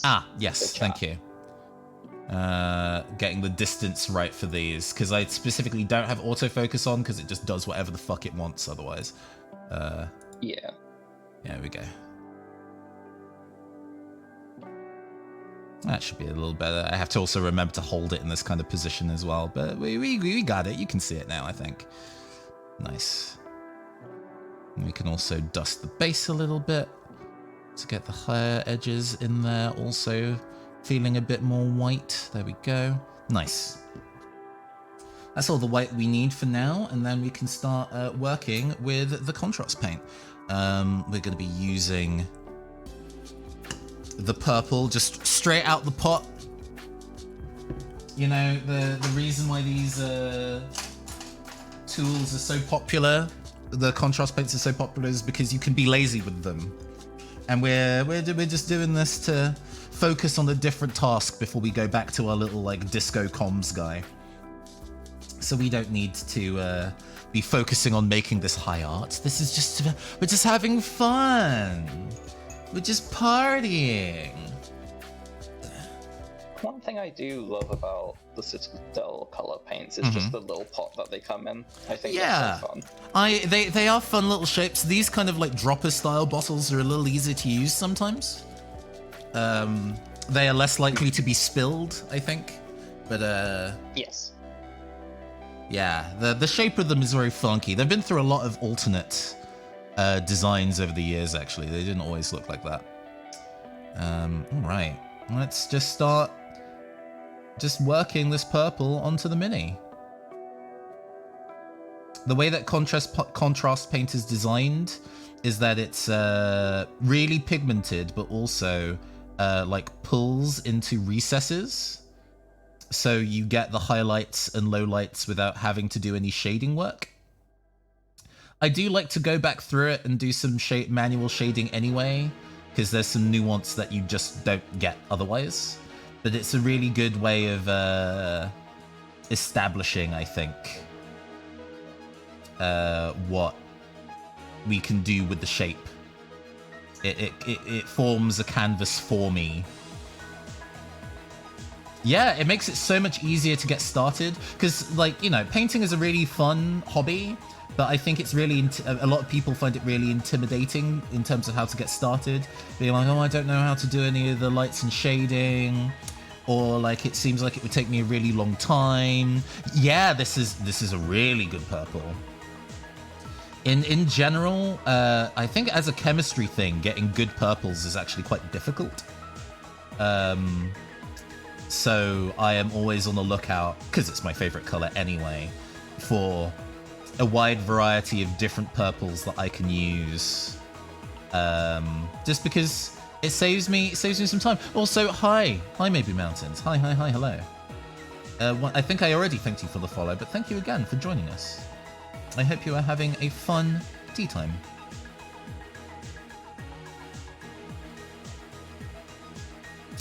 Yeah, even with a single coat, we've already got quite a very vibrant purple.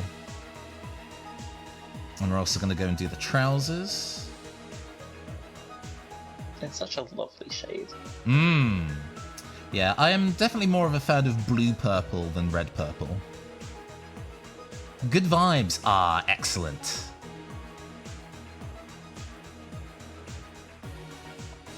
That's all I'm aiming to be, is good vibes. Giving people the space. In some previous streams of Tabletop Tea Time, people have been like, oh, I'm also going to be working on a craft project while you're working on things. And I love that. I always love that. If anything, one of my kind of like mission statements as a streamer is to encourage other people or inspire other people to want to create with the stuff that I do. That makes me happier than anything else. So when people say that, oh, I want to go and try playing this tabletop RPG because you played it, or I'm working on a project while you're working on a project too, those kind of things make me really, really happy.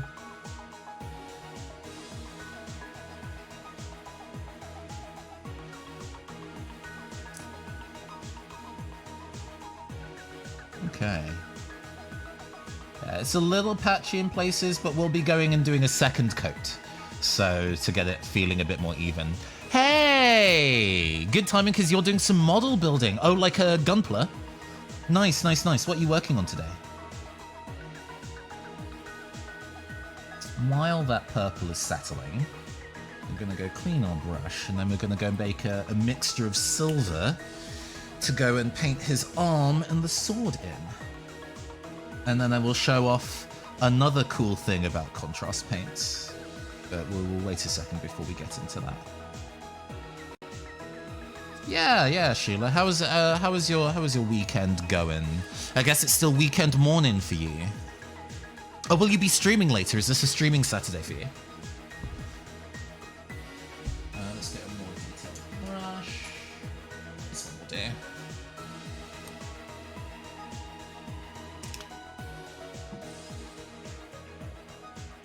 We're gonna take some.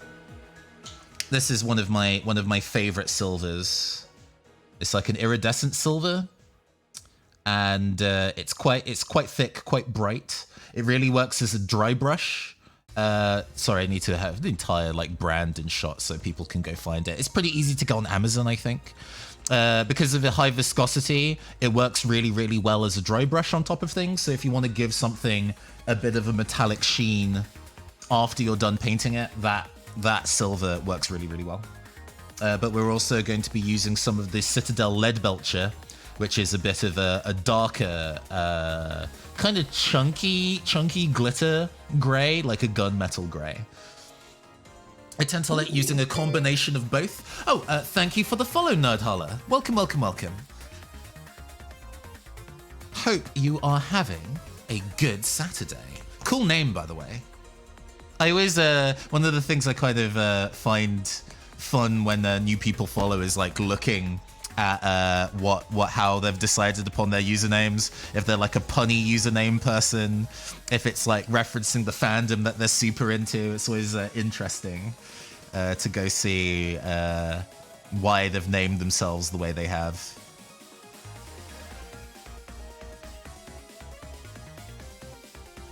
Yeah, we're just while we're waiting on something that I've painted or like kit bashed earlier to set, we're just doing a little bit of simple contrast painting on one of the minis that I've had in my backlog for a while.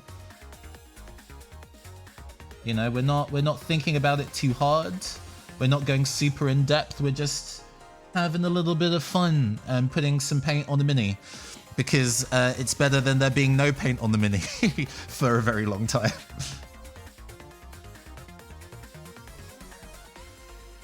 Slaying the grey, people like to call it, which I like it because it rhymes. Love that. You paint minis too? Ooh, what kind of stuff do you paint?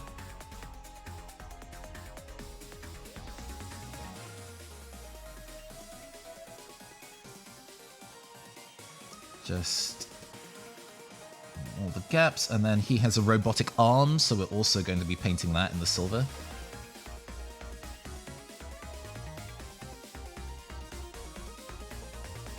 Mostly fantasy characters. Got it.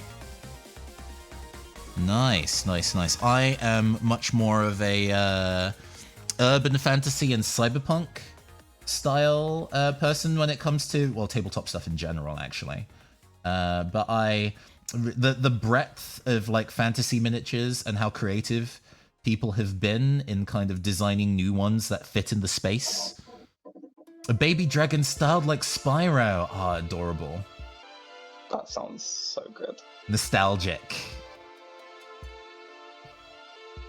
I remember immediately aging myself, renting Spyro 3 Year of the Dragon from my local Blockbuster, and being really enchanted by the wide range of like different worlds that you could visit, because they were all kind of like what we would call now very aesthetic, very vaporwavy in terms of color palettes and how dreamlike they all were. And Valthex here. Hi, hello. We're good. We're good. We're primarily doing kit bashing today. Oh, so go ahead. Oh, no, I was just going to say, I hate to tell you this, but Spyro 3 came out like a couple months after I was born. Yeah, no, I know. This is why I opened with immediately aging myself, saying so. But yeah, we've kit bashed this little fellow today, and while we're waiting for the glue to cure a bit more, we're just getting some contrast paints out and taking one of my pre-primed minis and just having some fun. Original Spyro on the PS1? Yeah. God, the PS1, that and the DS are like two of my favorite eras of like video game aesthetics, of that kind of like low poly for both of those platforms, because the PlayStation 1 was around for so long. Near the end of the lifespan with the PS1, people really had a good mastery of what that hardware could do, and they were doing all sorts of fantastic stuff using that limited hardware. And then obviously by the time the DS rolled around, people were really used to working with low poly, so they had really, really cool artwork that used that really well. So the PS1 aesthetic is something I hold quite close to my heart. What range are they from? This mini is from a game called Gangs of the Undercity, which is an indie skirmish game made by what's it called? Fraggin' Unicorn Games. Fraggin' Unicorn are staffed by a bunch of people who were ex-Shadowrun, like writers and developers. And they kind of split off into an indie studio to kind of make this war game with a set of minis. And they are currently working on a re-release of the game called Misspent Youth Fall in Love, Not in Line. So this is specifically from that. I'll go find the website for you, actually, so you can go check them out. Because it's a cool... I've not actually had the chance to play the game itself yet, as it goes. But the minis also, are really nice. That title goes so hard. Fall in Love, Not in Line. Yes, so good. Yeah.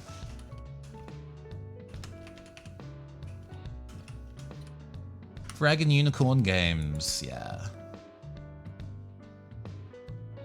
I actually have written... Oh, you found them already? Masterful. But for those who haven't done it yet, there's the URL. I've actually written for them as well. There's a a section of essentially they contacted all the other Cyberpunk Shadowrun adjacent people that they knew, including myself, which was very fortunate.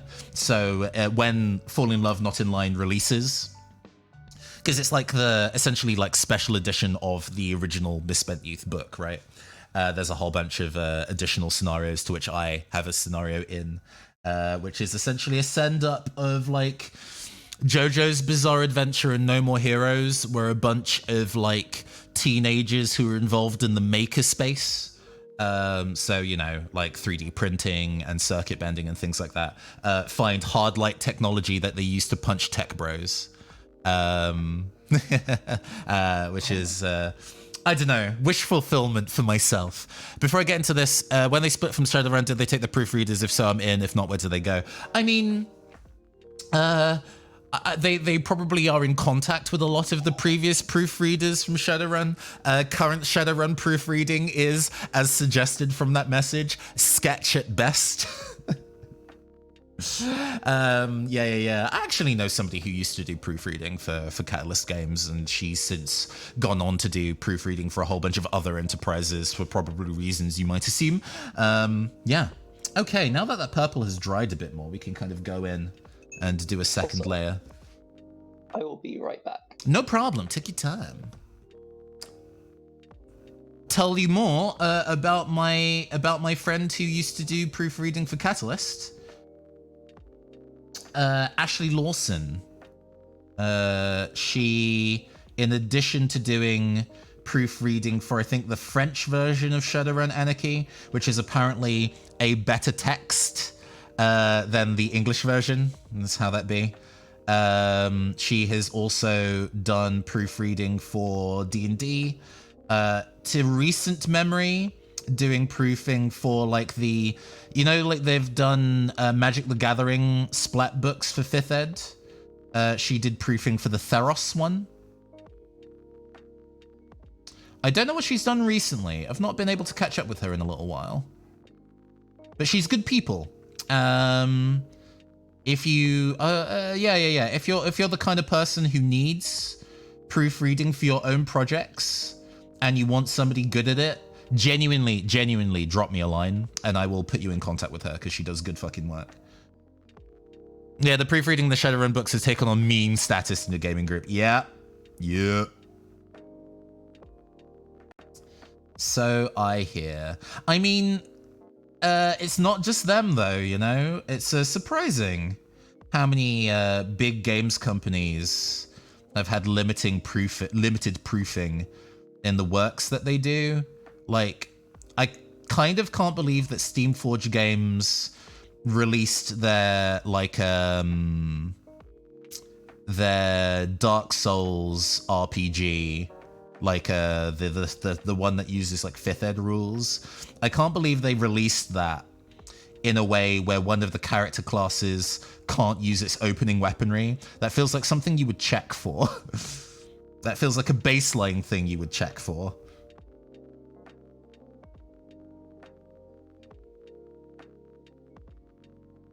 But I suppose when you're specifically under pressure to be releasing stuff for the IPs you own as rapidly as possible, you end up having to cut a couple corners, which is tragic, but yeah. Reaping what you sow, yada yada yada. Okay. Nice.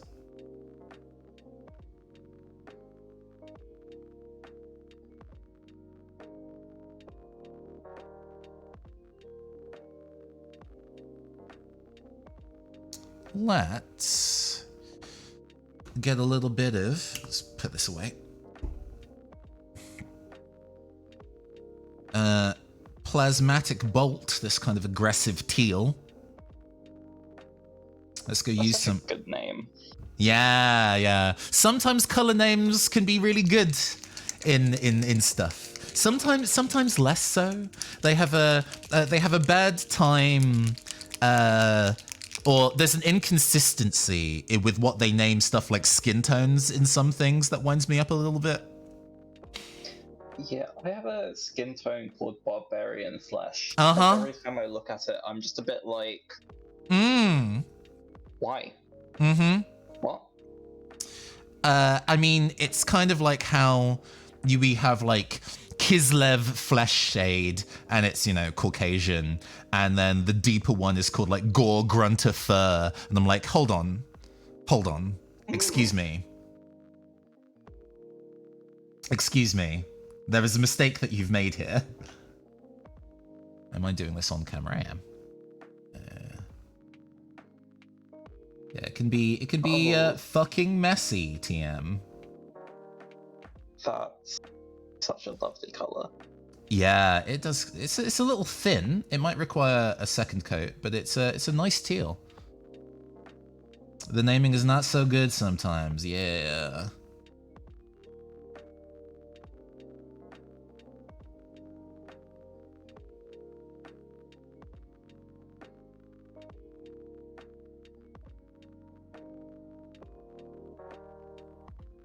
Just letting it run into all the crevices to make them the darker teal. Oh, both his arms are cybernetic. Okay, I need to paint the other one in metal as well. All right. That's fine. I still have plenty of the metal paint. Also, Buttercup, I'm making a Hatsune Miku joke at you. Mm-hmm. Please be aware of this. I mean... my friend is in chat. Yeah. So... No, it's all good. Thanks for inviting your friend in. I hope they are having a delightful time. It's not just GW. It's not just DW, unfortunately. There was a... What is it? Duncan Rhodes Painting Academy, who do a lot of like painting tutorials. Sorry, doing this actually in line of sight of the camera. There we go. Recently did like a Kickstarter for his like paint range. And they're really nice paints, but it still falls into the same... annoying pitfalls of calling the Caucasian skin tone skin and the kind of like deeper browns just like leather and shit. I'm like, even though in real life I would bristle at somebody calling my skin tone coffee or chocolate or something like that, because there's a degree of fetishization that goes with that. I recognize this. But if it was a paint color, I would be willing to use the chocolate paint color on a mini. That's fine. That's value judgmentless. I would be more than happy to use a warm red brown called cinnamon to paint skin. That's fine.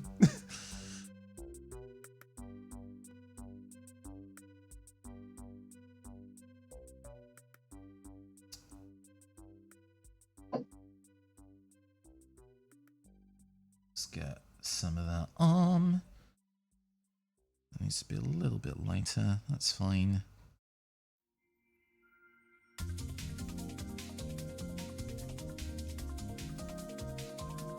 Man, this character having robo arms makes this a lot easier.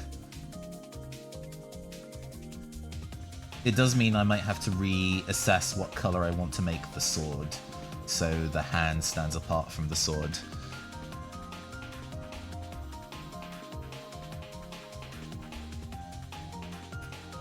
I mean, those kind of naming conventions have improved over time. It's not a new issue. Like, enough people have kind of talked about it as a thing where often new paint colors tend to specifically avoid those pitfalls because they know now to look out for them. But yeah, it's always a bit of a surprise when new paint colors come out and you're like, man, really? I get that you don't see as many faces like mine in the space. But I also want to spend my hard-earned nerd money on you. Cater to me.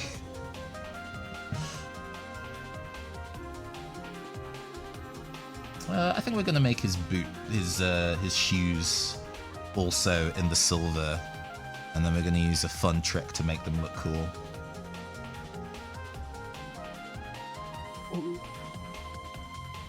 Mini painting tricks are always, like, so fun. I mean, anything that makes it feel like cheating, or whatever makes it feel like it's not taking 5 hours to do one thing. is always nice.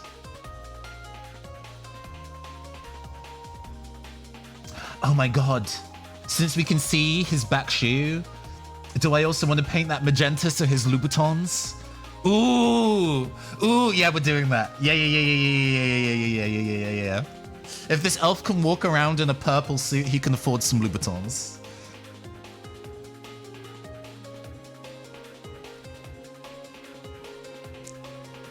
Yeah! Civ knows what I'm talking about. Man, I would love to own a pair in real life. When I am making real money TM from performance things, that would definitely be something I would save up to buy. Yes, I know I'm size 12. I'm paying you this amount of money. Make them. We will be going to the brunch looking never better. Okay.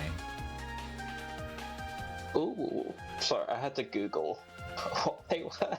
Yes, Branda shoes, red bottoms.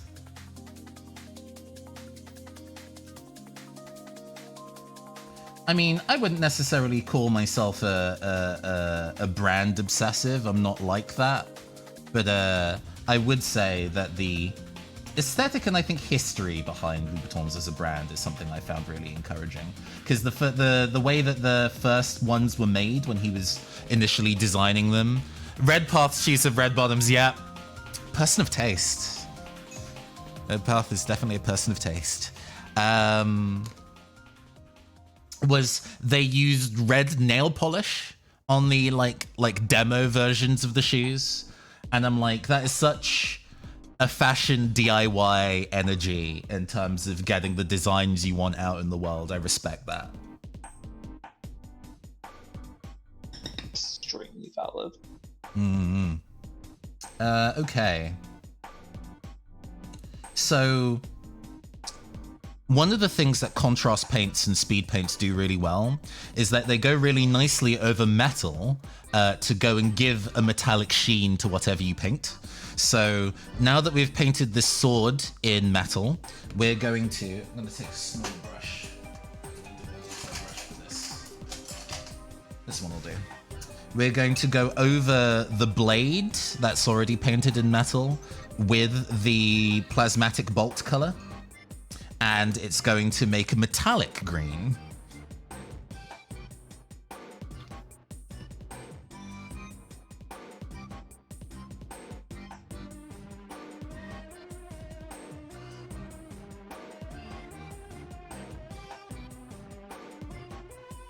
So it will still, because it's a translucent color, it will still kind of keep the metallic reflect of the paint underneath while still having the green on top. Oh yeah, Transistor is my favorite Supergiant game. Never was able to get into Hades, but Transistor is ideally is like one of my favorite games of all time. I even have the soundtrack on vinyl.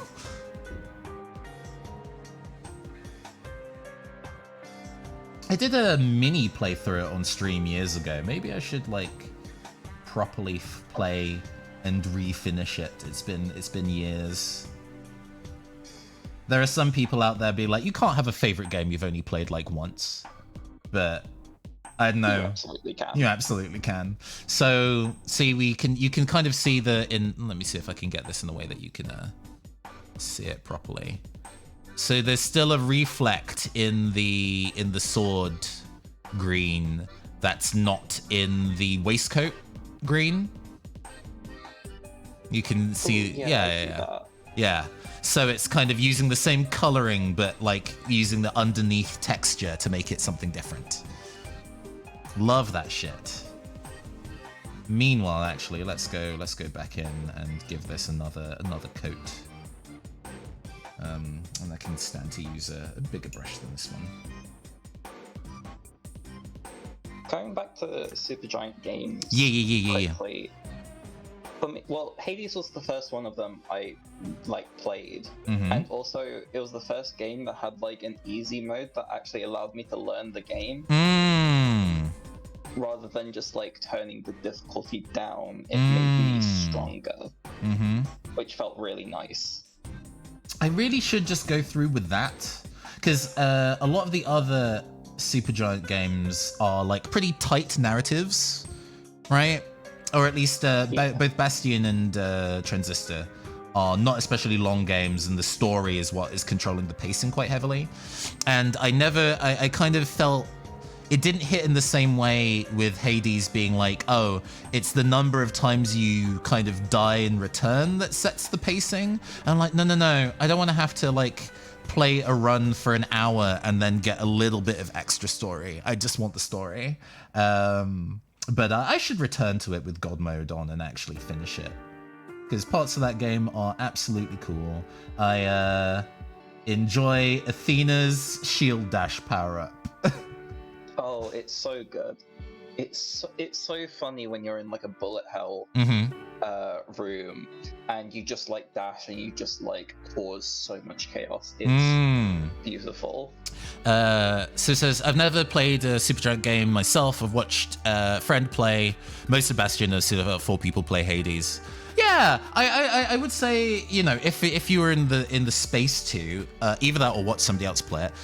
Watch somebody play Transistor. Strongly recommend. I think you would really enjoy its aesthetic and its character design. It's what I would call post-cyberpunk. If this sells you was the premise, right?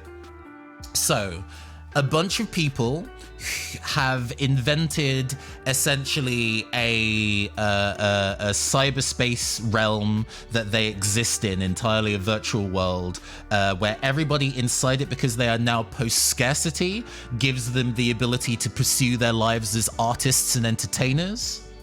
You know, what is that world where everybody no longer has to worry about like the work that we have now, and instead can focus on their creative passions?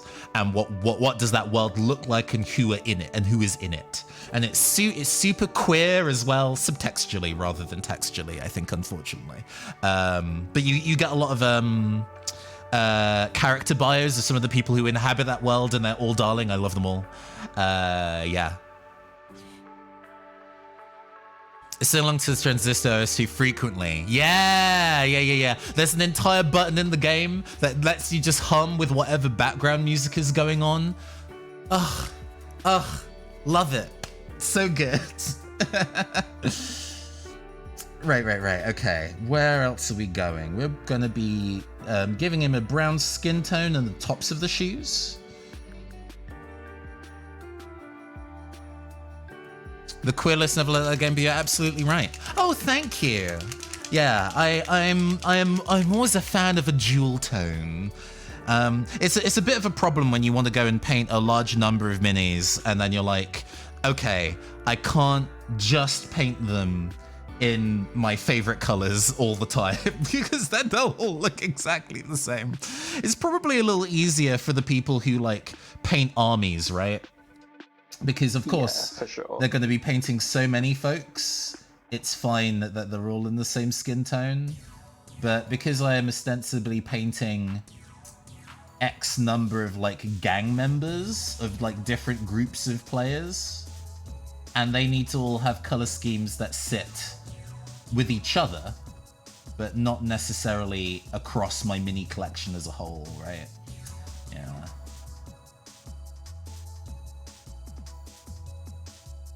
Contrast paints are also pretty good for for painting faces, because they'll just swoosh into all those recesses that I would have difficulty coloring properly by hand. I will have to, when I return to this to do detail work, kind of go over and make this a bit more nuanced and give him a beard line and things like that.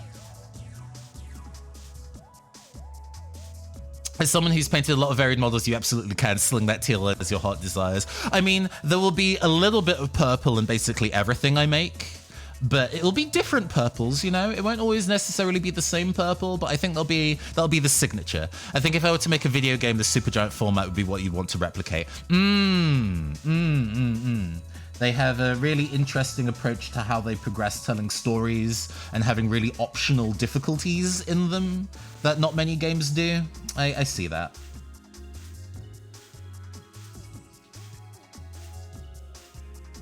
So because we painted the boots in the metal as well, we now have shiny brown leather for his shoes rather than... That's lovely. Yeah. Like, they don't look metal, they look kind of like polished. Mm-hmm. And I can go back in and give like manual highlights to give a better suggestion of leather if I wanted to. You know, we can do all sorts of things after we've got these base blocking colors in to go and add a bit more adventure to our build. Yeah, very shiny shoes now. Got it.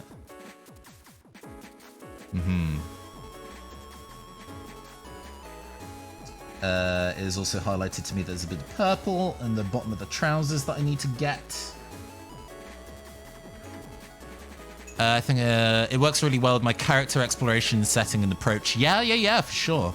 There's a lot of world building by stealth that goes in a lot of Supergiant games as well, where there's no having to read a ton of lore to understand the world, which is nice.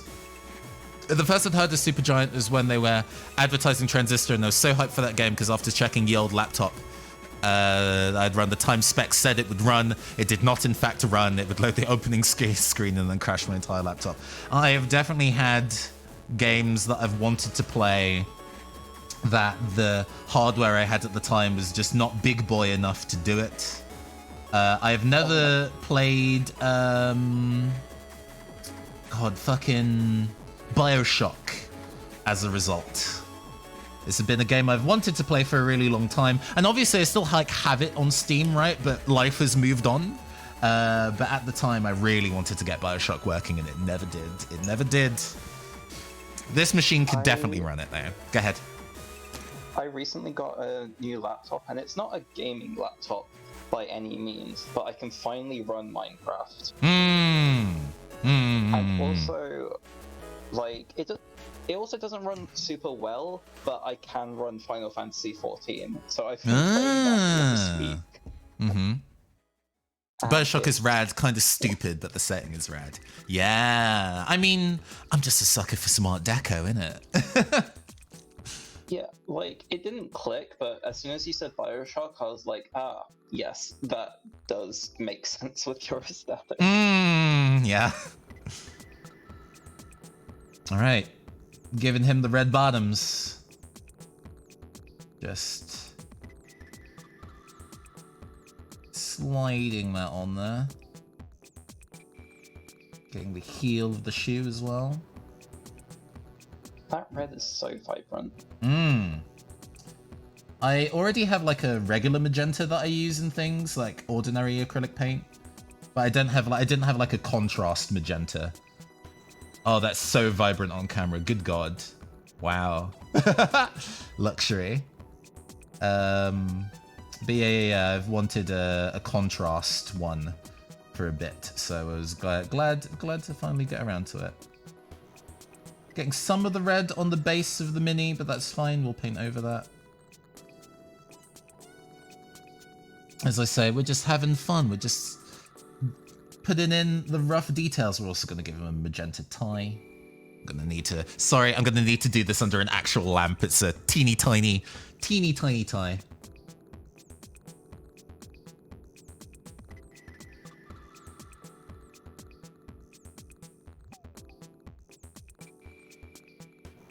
There we go. So now he has a very red tie as well. There we go. And I think we're going to use a different color purple to go and shade the metal on his arms. And then we can like call that hey, we did the color blocking, let's return another time and do the other bits kind of circumstance, which is how I like to work. Because I need to decide what color hair Mans is going to have and things like that. Where is the contrast grey purple? I generally use it to color. So the speed paint Hive Dweller purple is like a really dark purple to the degree where I tend to use it to represent black in my minis a lot rather than actually using black paint if I don't need to. So I think that's going to be enough of a difference from the much more saturated purple from the suit, but still hit in the same kind of color sphere, so it like makes sense alongside it, that kind of deal.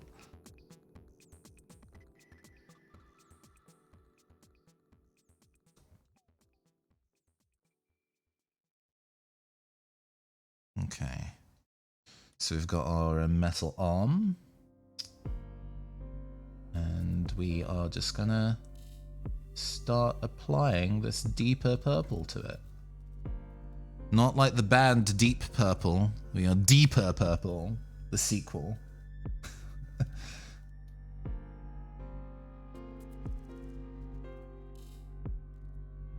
Oh, it's very oil slick in terms of quality, actually. Oh, that's interesting. Oh, do I do that? Okay. Maybe I shouldn't do this, but we're going to also add some duochrome paint to it. Now that I said the word oil slick, I'm like, oh, if I mix that in the contrast paint, then not only will it let the metal color through, we're going to get a little bit of an oil slick reflect in it, hopefully.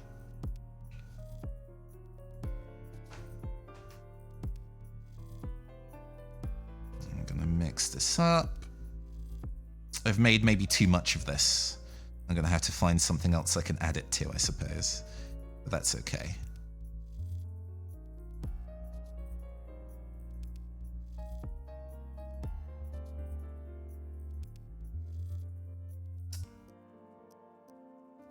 Ooh, yeah, that looks good. Because, I mean, if you're going through the process of having cool cyber arms, and this man, if this man is luxury enough to have the red bottoms, he's clearly got like the, you know, obsidian glass brand cyber arms with the like oil slick finish, like extra. So he's real money.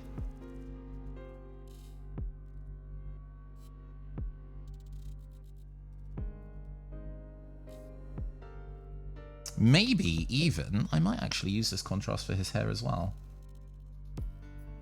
Getting use of the limited color palette, so I'm not taking a ton of new colors to go and paint this thing.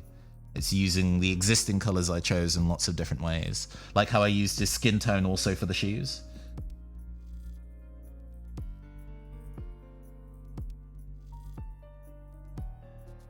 I used to do a lot of pixel art when I was a teenager. And a large part of that in, you know, mimicking how on the SNES and like that, they obviously had a limited color palette to paint everything in. So a lot of old school games would use clever uses of limited color palettes to represent multiple things at once.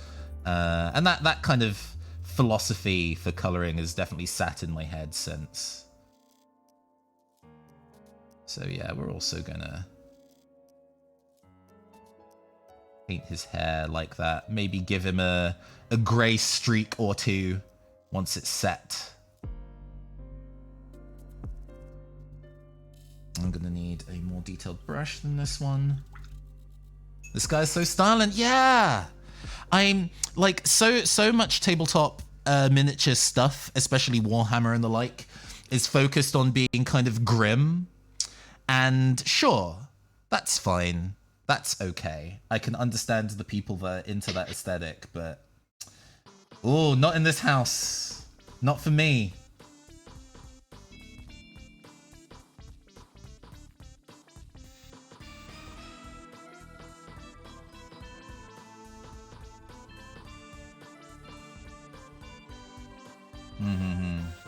That's like okay.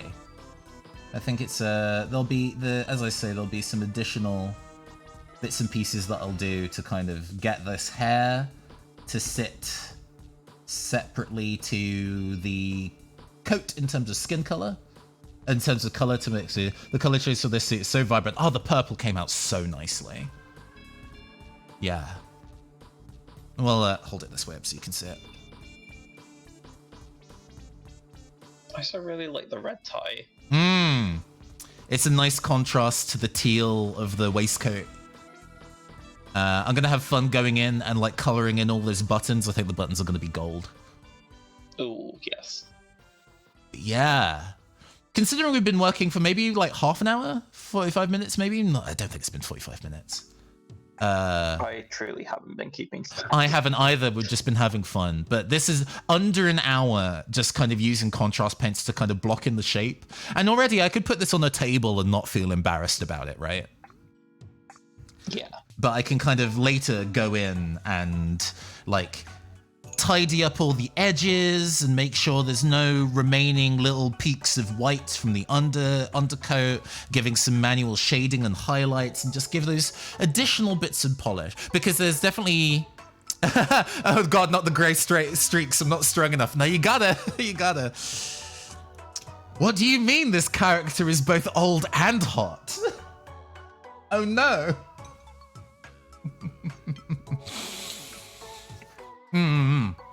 But yeah, there's I think there's something really nice about when sitting down to paint and not having to worry about doing an entire model from scratch in your session.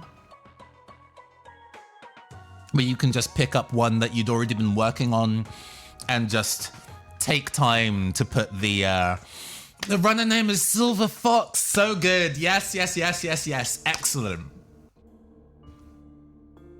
Good, Valthek. Great. Or you can just sit down and like finish a mini and have fun putting on the finalized details rather than worrying about doing a big project all at once. Let's go put him over here.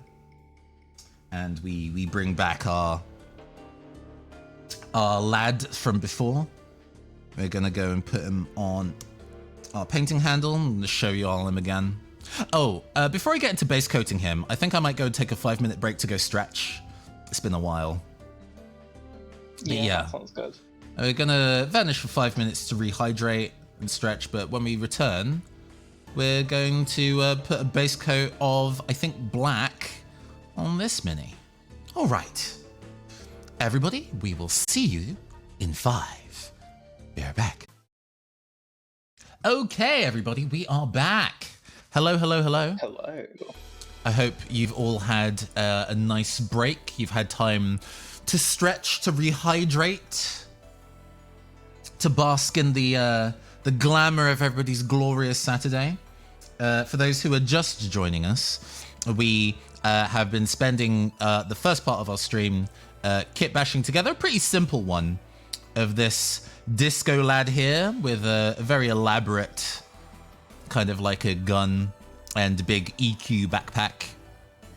And then while we were waiting for that to cure, we've just been taking some speed and contrast paints to one of my pre-primed minis just to have some fun, test out a color scheme. Dubbed Silver Fox by Valthek, which is a very good name for this character. I adore him already. But yeah, now that the mini we were initially working on has had time to cure, let's go and paint some base coat on it. Sometimes people use spray cans or airbrushes for this kind of thing.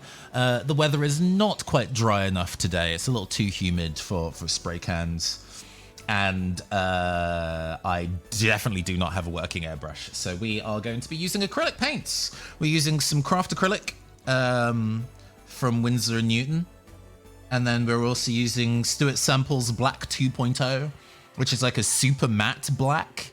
And as a result, appears slightly darker than like gloss blacks. I tend to use both in tandem for a mixture of both darkness and coverage. You can tell there's one segment in my paint palette that I use just for base coating things in black a lot. Yep.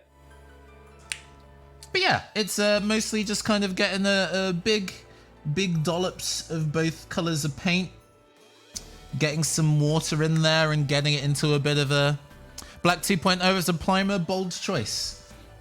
Hey, you know, sometimes we just want to work on matte black, the mattest black. Black 3.0, as I understand. Oh, that needs to shake. That was just medium. Black 3.0, as I understand, is the texture that they put in it to be able to get it to be black is almost too furry to use. Hey bees, good afternoon. I hope you're doing well. But Black 2.0 is a nice balance between it's a little bit furry, a little bit textured, but it's just enough to not really interfere with what you're doing. I'm gonna wipe off some of the extracts of that, otherwise it's gonna get on all of my fingers. And there we go. It's bees. Auto mods hate him. Yeah. You're just out here pushing boundaries as usual. How is your Saturday going? How are you doing? I hope you've been well.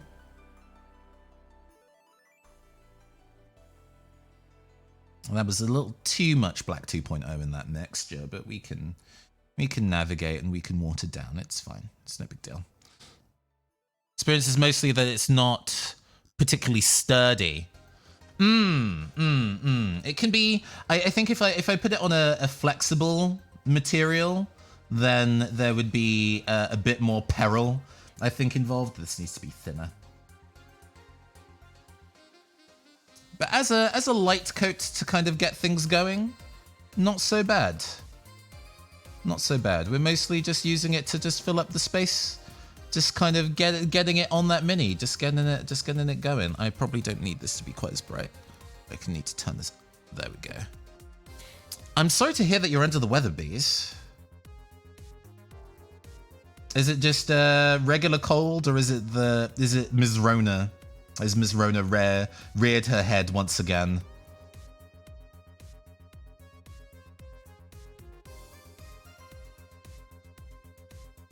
Start of the school year, Resident Evil virus is spreading through the house because kids are disgusting. Yes.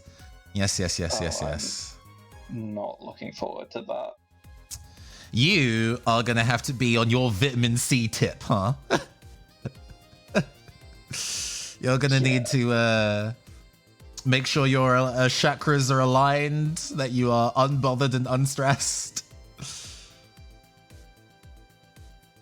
No vectors. Even then. Hey, Harry-Ann, how's it going? Oh my gosh. So many familiar faces in chat today. We are doing good. We're just enjoying a little bit of mini painting today. Or rather, we are base coating to then eventually do some more actual painting. In fact, what time are we on? We're just coming up to 3 hours. I'll probably be able to go for another hour before I need to go and stop stream and go and take a proper break. Later on this evening at 10 p.m. my time, there is a Guilty Gear Strive tournament with all LGBTQ participants. And I am so excited and so fucking scared to do it. I am very ready. Or I'm as ready as I will ever be. But I probably need a nap and some practice time, so I can't stream all day. But minis are more Gwen's area, but you've got into the One Piece Bandai ship figures. Ah, you got this. Ah, thank you. I mean, my practice sessions have been pretty fruitful. Every time I actually sit down and practice, I get better every time. And in terms of matchmaking with the difficulty level that I am actually in the game, like if I do randomized matchmaking, I do pretty well. I win more games than I lose. But friend of the show, Will / Rafi the Owl, has been playing fighting games for years and years and years, and they are very good. And I almost never beat them. And that can do some things to your head. About how well one evaluates their own skill set, you know what I mean? But I think the perspective of fighting some new people will do a lot to kind of get me to, even if I don't do especially well, to kind of get where I need to be looking at in terms of what I do next in terms of improving. I think that is my main, what my main kind of like thing I am looking for or looking to do is know where I need to go next in terms of my practicing. Get banned by the bot for your own hype. You good? I don't have like capitals or exclamation mark spam filters on in my chat, so you should be fine. They don't call you petite bees.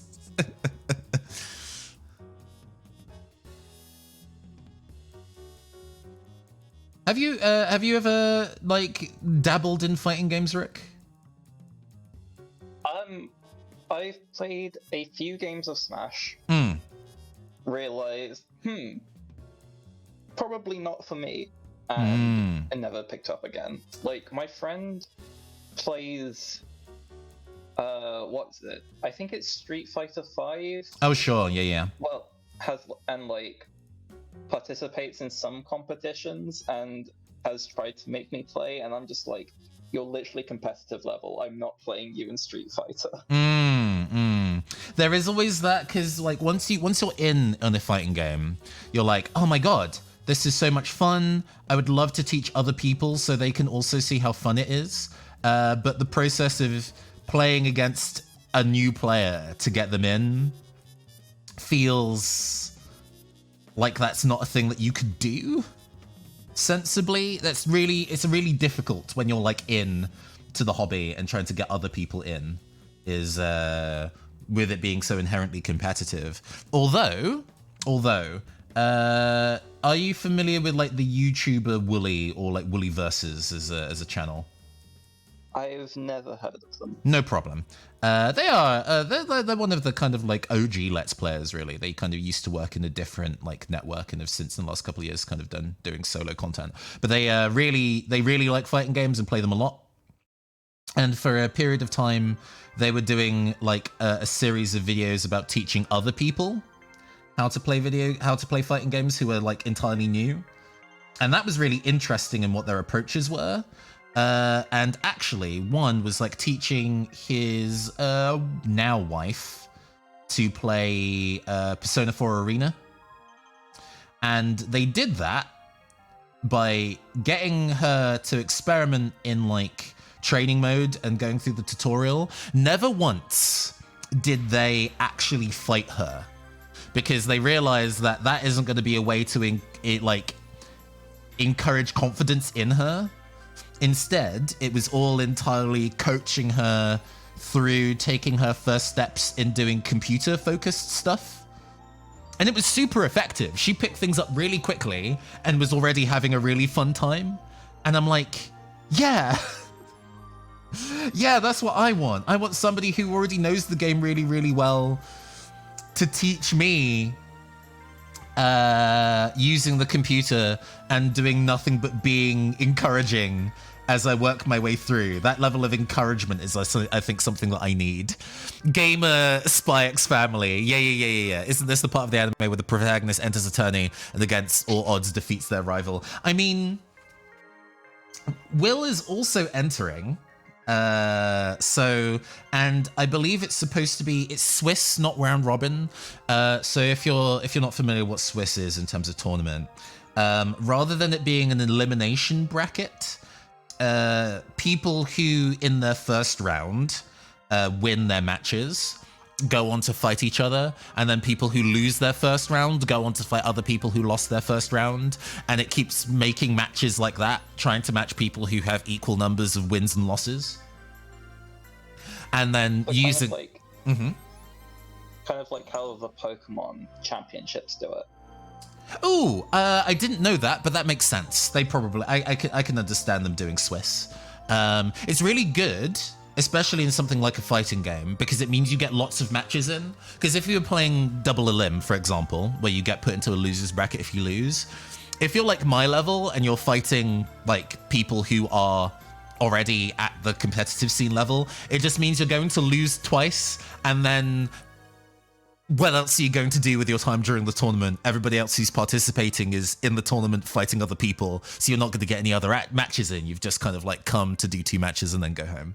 So Swiss is a really nice way to guarantee that everybody gets matches in, and they are more likely to enter matches that they are going to win as the day progresses. So you're more likely to come away with having either won like half the matches, or your last match be the one that you won. And there'll be some that will have lost to their last matches, and that will be a sad time and everything. But you're more likely to be doing matches where you feel that you have an ability to compete. In the long term, Swiss would also give you more clear rankings, I imagine. Yes. There's something to be said about Swiss versus like the tournament size. After a certain size, Swiss is no longer really sensible because that is too many concurrent matches to be able to do. Like elimination eventually becomes more practical for the number of people competing. Sometimes what people do are like Swiss in the early rounds and then filter down into elimination once you get to like top 16 or top 32. There's lots of ways to skin a cat. But in sorry, go ahead. No, you go first, because I'm about to change the topic. Sure. Not change the topic, but change it slightly. Yeah, but yeah, in general, I think more fighting game tournaments specifically should be looking at stuff like Swiss and Round Robin to encourage everybody to get multiple matches in. And like the energy in fighting games, like historically, because it's never been esports, right? Where there's like a level of respectability, or at least what they want to say is respectability in esports. So there isn't much in the way of like trash talk and shit like that. But that kind of energy is really nice and it's fun and iconic about the hobby. But I think fostering an environment where everybody gets to play a lot of games, even if you're bad, I think is going to be a great way to get new people to actually want to participate in tournaments more. Anyway, with that out of the way, what are you going to say? Oh, so this is a question for the members of chat who understand Guilty Gear, but who is your main? My main is Testament, who is canonically non-binary. And as a result, I was like, yes, good. Relatively recently, they have introduced Bridget, who in this game is confirmed to be a trans woman. And as a result, a lot of trans women are now playing the game. And hell yeah, what a way to get people to play your game. Representation matters.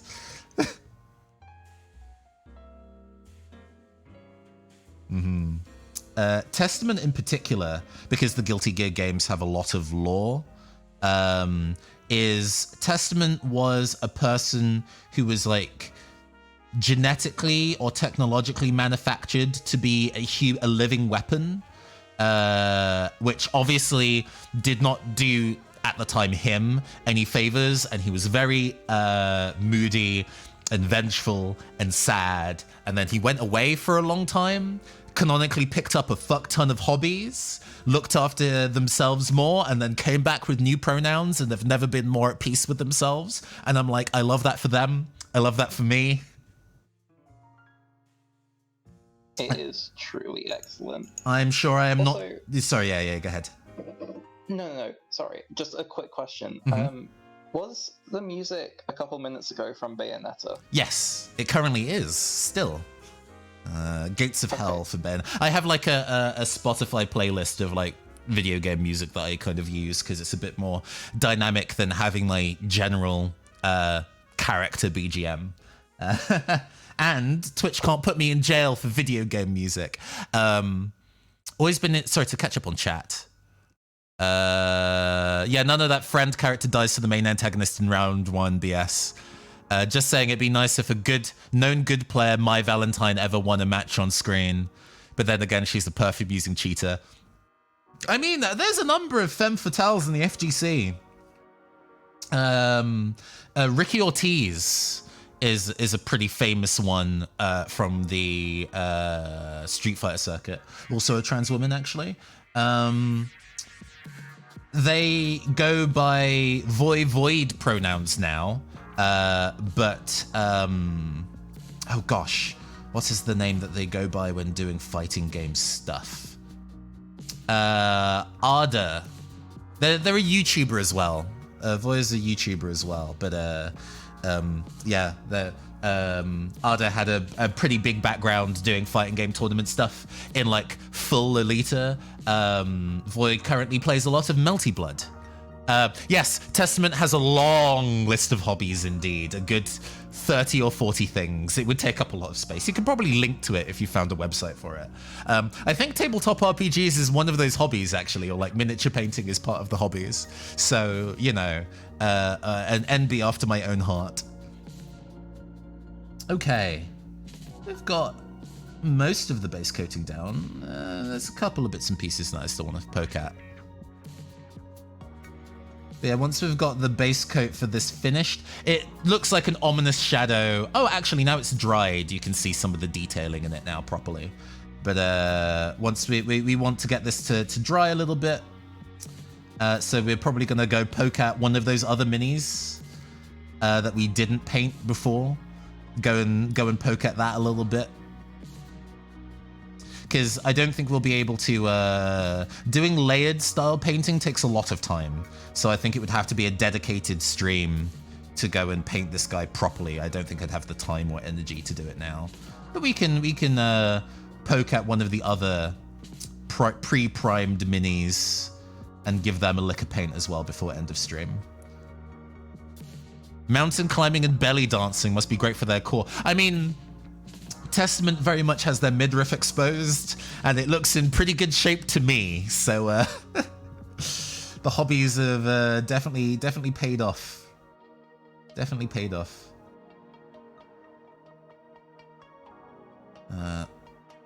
Just catching. Got to paint all the areas. You got to make sure the booty is well painted too. No, nothing escapes.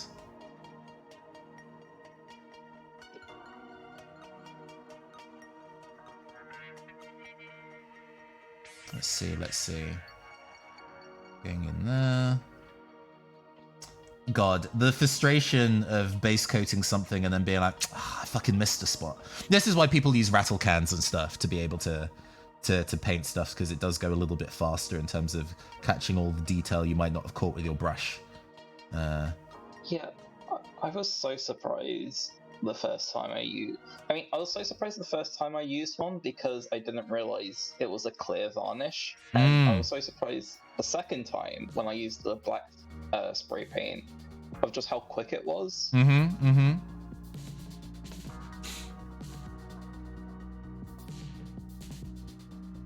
Okay. Yeah, that's looking pretty good.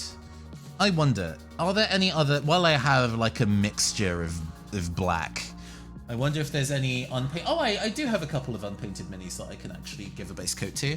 I have a couple of punks that I also bought at UK Games Expo and kind of showed up on camera and I did that stream. I've already based him and her. I like her pose. Very space pop energy. I can give these a quick base coat. While I have the mixture here. Got to put it to good use.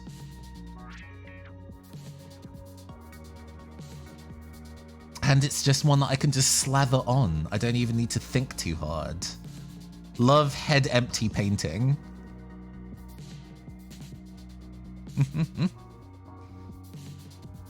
Yeah. Have you I don't know whether you would have much in the way of competitive gaming, because I wouldn't necessarily call myself a competitive gamer, but I enjoy fighting games and I enjoy like versus card games, and those are like the only two things that I would be like casually competitive about, right? I don't think I would be trying to go to worlds on either of those two hobbies, but I like the process of like playing other people. Are there any games that you were like, yeah, I'll play other people at this game? I just straight up just don't like PvP at all. Fair. Very fair. Like, I think like if I'm playing a game with other people, I want it to be fun and cooperative. Like something like a Monster Hunter where you're playing with other people instead of against other people. Yeah. No, I get that. That makes a ton of sense to me. And I also tend to prefer cooperative games. I mean, you know, we've made cooperative storytelling one of our main hobbies, in it, so that's not a surprise. Yeah. Yeah, I see what you mean. And I would rather play a co-op game than a competitive one a lot of the time. But, I mean, if there was a way to do co-op fighting game, I mean, that's beat 'em ups, isn't it? Side-scrolling beat 'em ups, co-op fighting games. There we go. I think something like a miniatures game, I'd be fine with playing. Not competitively, but like against other people. Yeah, in a casual setting. Sure. In a casual setting, yeah. But something like a fighting game feels too like, you must win. Whereas with a miniatures game, it just feels like you're kind of just here to like move stuff around the board and roll lots of dice. It's not that deep. I've had a lot of fun playing a Marvel Crisis Protocol, actually. The official Marvel miniatures game. It's designed for people who are in because it's a Marvel game and don't necessarily have a background in miniatures, so it's easy to learn. They do a good job at making all the characters feel powerful. Like, all the character abilities feel kind of broken, but then obviously if everybody's broken, then everybody's actually kind of balanced on the other side of things, in it. So you definitely feel like you're playing a superhero, because you look at their abilities and be like, if this was any other game, that would be the most absurd shit.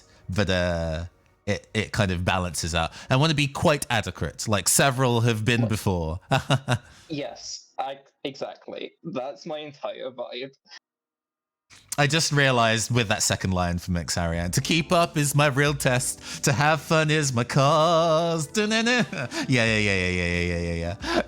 I get you. I was a bit sad that I wasn't able to make it to the Pokemon Worlds in London the other weekend, actually. I had a convention on the same weekend in, like, Coventry, so there was no way I could do both. But, cool that they actually held it here. In the UK, I mean. Well, not in Manchester. Yeah. I honestly didn't realize it was here until, like, the day of, and I was like, oh.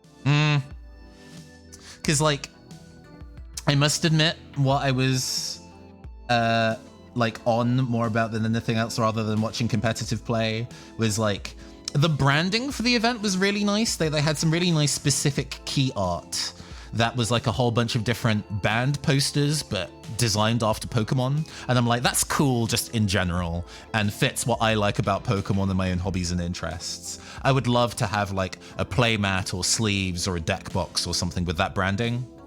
Apparently, all of that stuff sold out on the first day, and they didn't like restock with more. That doesn't surprise me. So even though I asked a friend, being like, hey, if you're going, would you mind taking a look? I'd really appreciate it. She's like, nah, they're gone. I was like, all right, fine. It is what it is. And I'm not going to go and pay I think they're like the playmats were like 20 quid at the event, and they're going for something in the ballpark of 60 to 80 on eBay. I'm fine. I'm all right. That also doesn't surprise me. God, I dislike scalpers. Yeah. Them editions be limited. But it feels like it would be something that you would have a run on, because they very recently introduced like a UK Pokemon Center web store. After it being in Japan and America for ages, earlier this year, they finally like made a UK one.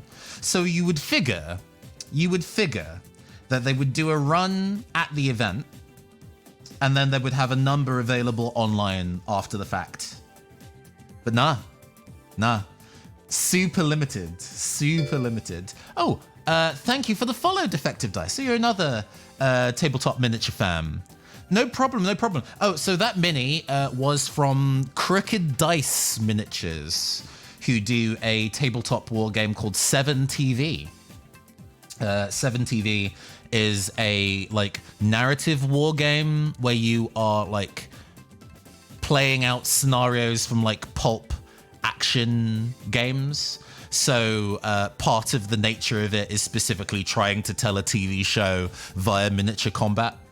So it has a lot of those kind of like tabletop RPG plot point systems added into a miniature war game format. It's pretty cool. I need to go buy one of their box sets soon. They're apparently doing a pulp sci-fi one, and that's my jam. That's my jam. So I'll probably get in on it there. But I had a whole bunch of extra, you know, base coat black that I had mixed up. So I'm like, I'm gonna go and dab it on a couple of other minis that I know need it. While them are drying over here, this is the main thing we've been working on today, defective dice. Actually, now it's fully base coated, it definitely does feel like one coherent miniature. Oh, that dried really nice. Yeah. It's my deadly pace from outer space celluloids jam. Yeah, it's very that energy. It's very that energy. I think it's trying to hit like a moving through to the kind of like a 80s to 90s pulp sci-fi. I mean, I would love, and I think I've said this on stream before, and I would message them about it. I don't know. They seem like cool people who want to experiment with new things, but I'm kind of like, hey, you should do an anime/tokusatsu expansion.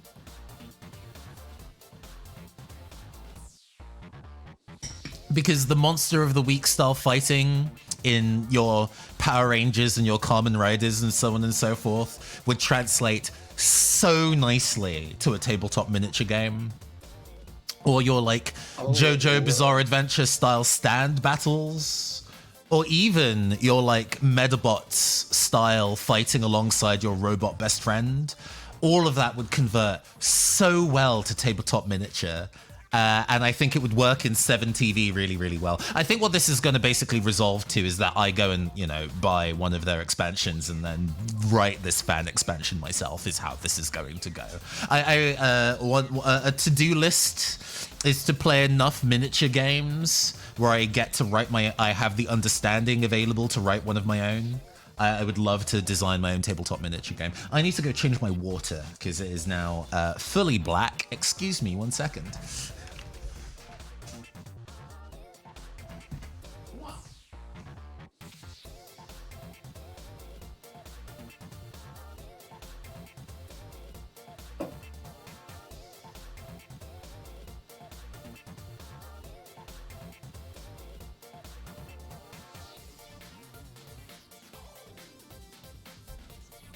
Ugh. Creaking back into my seat like an old man, good God.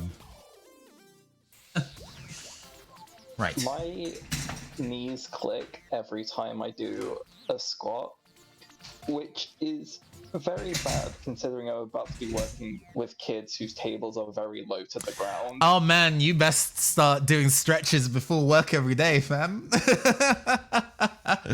Yeah.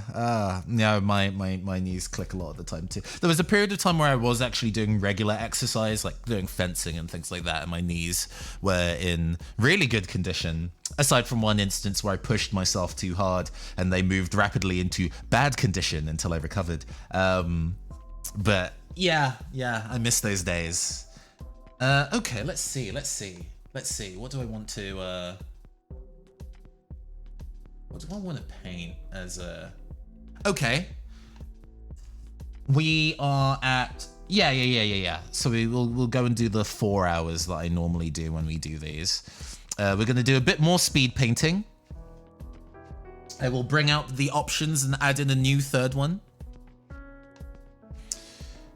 We have our like witch lady, which for those who didn't see, she's kind of carrying like a focus and a katana She is part of the same gang as the like elf pretty boy that we painted earlier. We have this like Ghost in the Shell style cyberpunk heroine. And we also have a Magic the Gathering mini. This is one of the named characters from the Strixhaven expansion. I think his name is Killian. Oh, from Silverquill. Yes. Oh, my boy. Yeah. He's cool. I mean, in the end, Prismari was is the faction or the house that I've spent the most time with in terms of actually playing Magic the Gathering. That doesn't surprise me. Oh, is that part of your 3-color cast spells twice? Yes. Very much so. As soon as you said that, I was like, this feels like a Strixhaven deck, not a Prismari deck. Yeah, it's a mashup between Maestros from New Capenna, which also have spell duplication, and then but are also art themed. So I'm like, yeah. No, we take these two art themed factions that are about spell duplication, call the deck Art Forgery, and we move. Still in testing, not super efficient. Is the vampire-y ones. Yes, it's the one with Xander as the leader. So yeah, we have 3 options. We have Elf Witch, we have Cyberpunk Heroine, and we have Magic Ink Lad to go and add some coloring to. Where do we want to go? I don't necessarily want to go and paint Killian like his official color scheme. I don't think I could be bothered with that. I've never painted any minis like the box art, really. And I don't intend to start now.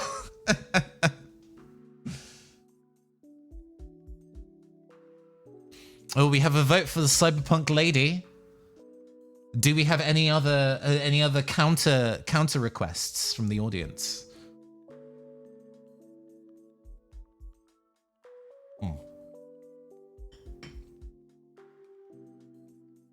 Going once. Going twice. Final calls. Okay, Cyberpunk lady, it is. Thank you for selecting. I appreciate you. The rest go back into the little toy box, including Clean. I'll get around to you one day, my friend. Just here vibing, so you abstain. Can't abstain from voting. Don't be a coward. No. It's all good. Right, we're going to resume doing a little bit of dry brushing. Ooh, shall we experiment with this one a little? Let's give her a wash first, then dry brush a color, and then we can go into the contrast paints and the like. Let's go and use some dark blue wash, so we get those in the dips of the recesses. I'm out here on my deathbed, and you call me out like that? Yeah, you know. You got to make your way to the voting booth however you can. Get a postal vote in if you have to. Goodness knows that we in the UK know that struggle. Jesus. And then we are probably going to go with some pale sand. Shout outs to the fans of Dana Howell, tabletop miniature YouTuber, and her obsession with her use of this color. But yeah. We're going to give it a quick wash in this so we can get dark blue in all the recesses. Then we're going to dry brush some kind of very, very pale off yellow on top. And then we're going to use the color contrast paints. And what that will do is that these will help tint the colors as we put on top to give a much more nuanced set of shades across the piece. It can be quite exciting, actually, to see how that works. Actually, I can give you an example. It's not finished, but recently I did the majority of the bits and pieces for a Killmonger mini for Marvel Crisis Protocol.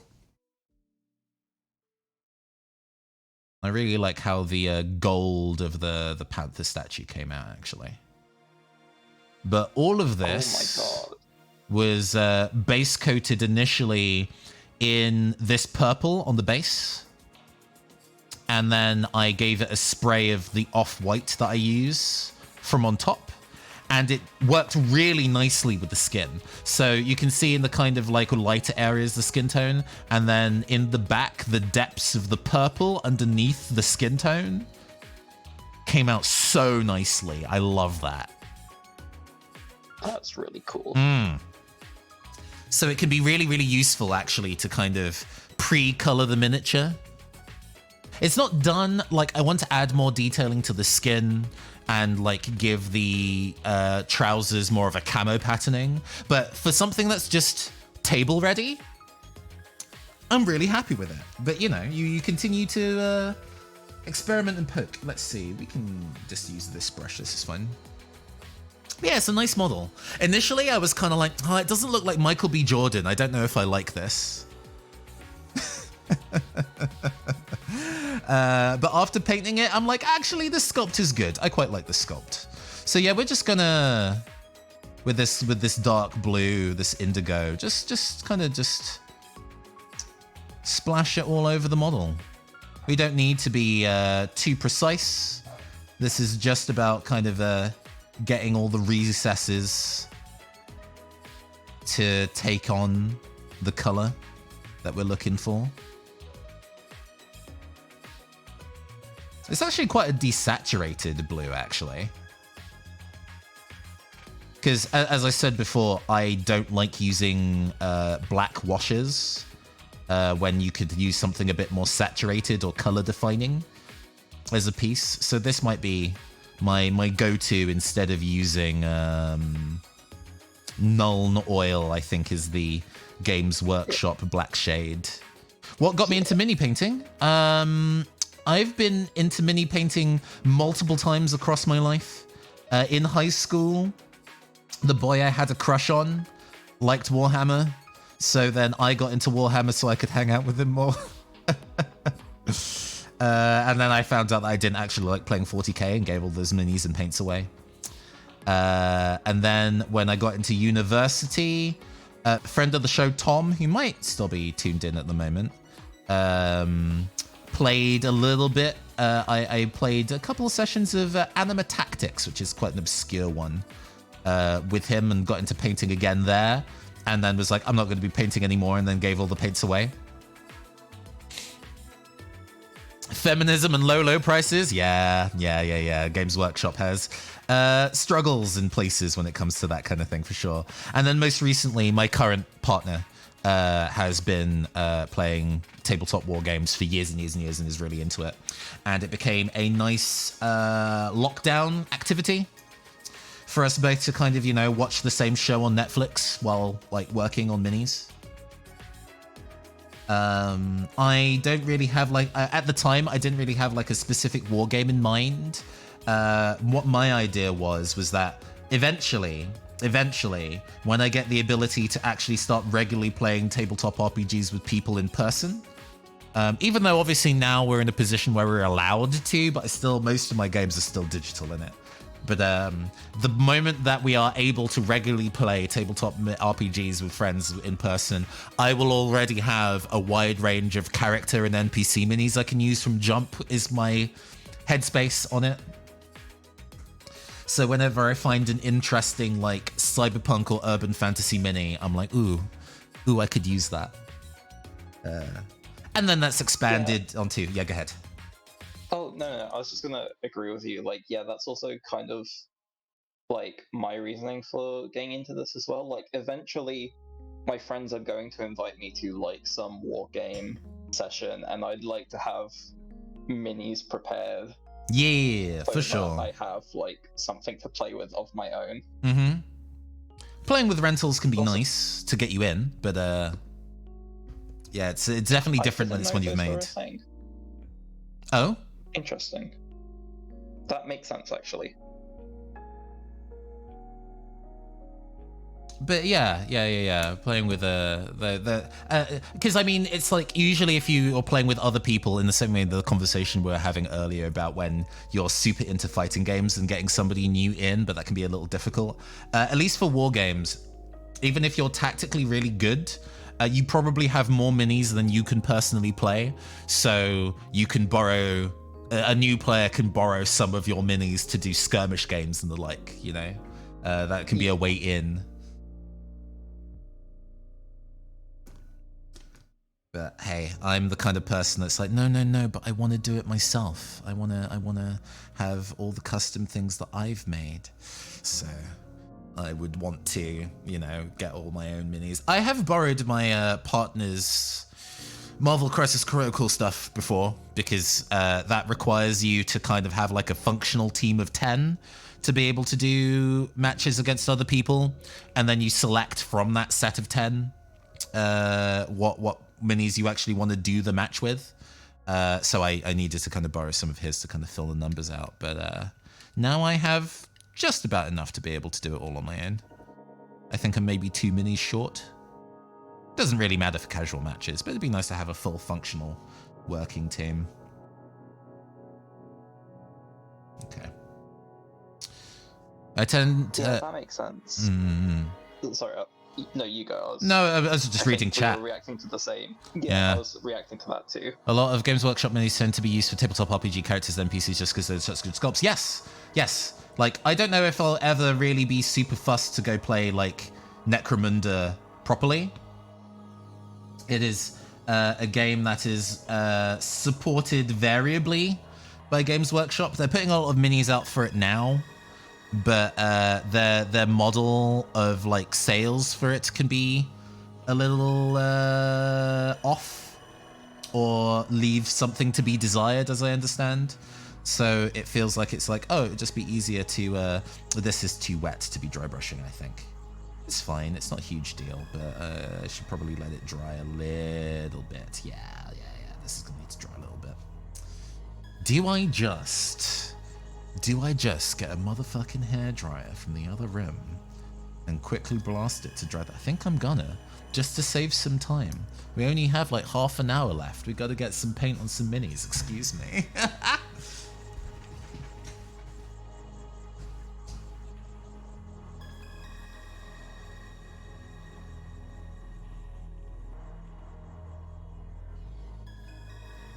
Hello, chat.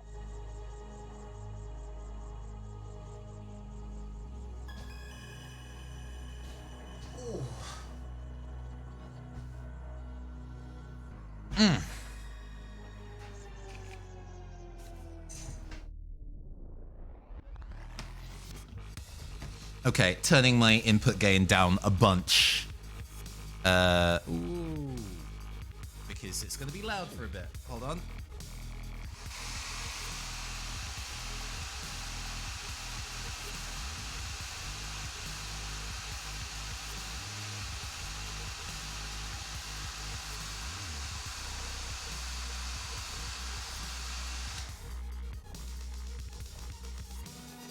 Okay, there we go. Sometimes you gotta use every tool in the book to be able to do the thing that you need to do. Hopefully that wasn't a nightmare on your side of the Discord call either, Rook. I did not hear you using it, to be honest. Cool. I'm glad that I turned the gain all the way down then. And that actually worked. I also wasn't paying attention to the stream, so like I didn't even realize you I got it out. Oh, that's working much better now in terms of this is maybe a little too thick. We're like wet brushing more than dry brushing, it's looking like, but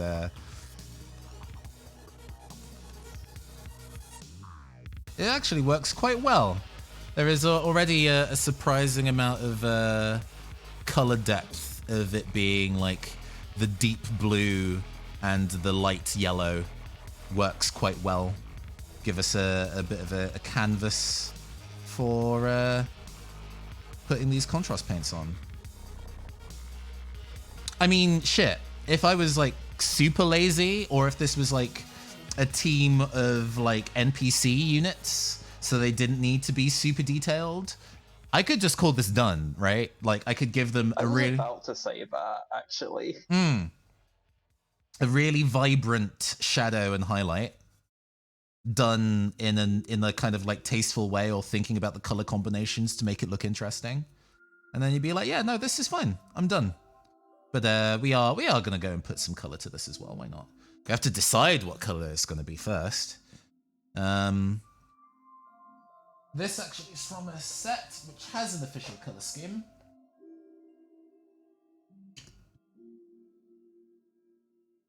Where they have like green as a kind of main color, a mint green, and then a kind of like leather brown is the. Ooh. Yeah, it's a nice set. Human Interface is like one of those kind of like big board games that has a whole bunch of mini expansions and things like that. Apparently as a game it is only okay, but the metal mini sculpts that they have available online are quite nice. And I quite like that those are a range of ladies, and those ladies are all reasonably attractive ladies by design, but also they are not all the exact same body type or with boob armor. Some of them have boob armor, some of them have heels, some of them don't. And I'm like, good. The bar has never been lower for reasonable representation in an all-girl team, but I do quite like how they turned out. It's actually pretty reasonable. Might be a good go for your partner. Let me go find the link for it for you then, Harry-Ann.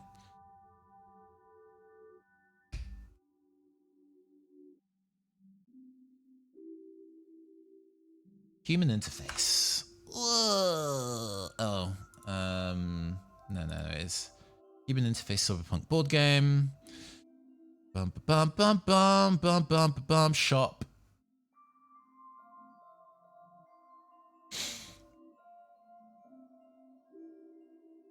Yeah, some of them look interesting. I might get other packs of, but they're not cheap. They are full sets of metal minis for about 35 to 40 euros a pop, depending. Where is the best with boxes expansions? Here we go.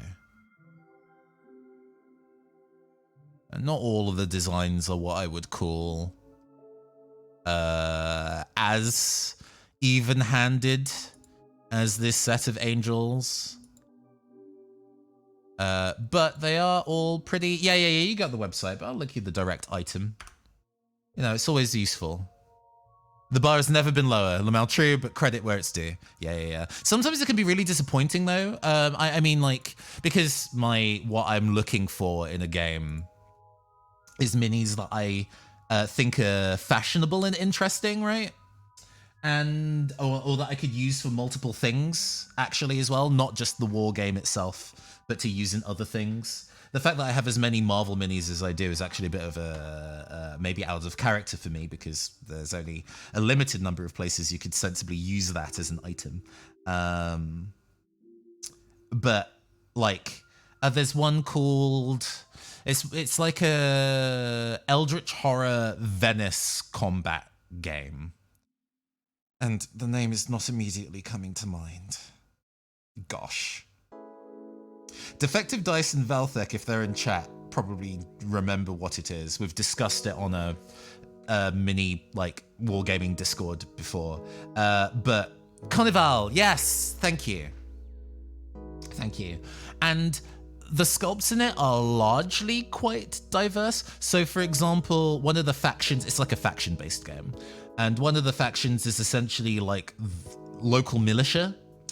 And all of the, hey, you finished painting your nails. Those are good color. Good color. One of the factions is like a maritime military set. And so everybody within that set is quite formally dressed. And there's like a gang that is all like heavy industry, like blacksmiths and brickworkers and stuff. And all the characters in that are quite stocky and no nonsense in terms of their character design. But both of those are quite, you know, I don't want to be the military. and I want something more fabulous than like dockside workers. And there is a faction that are street performers and theater performers who have believed in their own characters so deeply. The magic of performing those characters has made the character embody them. So there's an entire gang of like commedia dell'arte like characters. Oh my god. It's such a cool concept. Really, really cool. Great. And I'm like, amazing. I would main that every day. I love that. All the women, I think the designers assumed that the best way for a woman to be appealing and alluring as a performer is for them to be sexy. So all the women, without exception really, for that faction, are all like boobs out, skimpy performance costumes. And I'm like, the history of gender fucking drag and theater has existed for as long as theater has existed. These could be women wearing more clothes than just those. Please, I beg of you. And so as a result, I was left really cold. Like, there are non-sexy women in the set, and there are strong women, and there are women built with different body types in the set. But it's so disappointing that all of the performers are just that style of generic sexy, and it makes me not want to support the game. And I don't know, maybe I'm mean, maybe I'm being unfair. But I just couldn't. It wasn't for me. No, I think your reaction is valid. Anyway, thinking of colors, going for this magic blue, I think might be a nice thing. I think the jacket, I'm thinking the kind of like a bright blue motorcycle jacket. Maybe the skirt as well. And then we kind of need to decide whether her like bustier and stuff, which is all in a metallic color, what that is going to be. What would be an interesting thing to go with the blue. But we can decide as we go. Let's be bold and put some paint on the mini, and then decide how we feel about changing the direction of the coloring and stuff. Because I still have this bad moon yellow that I've not used yet, and maybe we can bust some of that out. We'll see.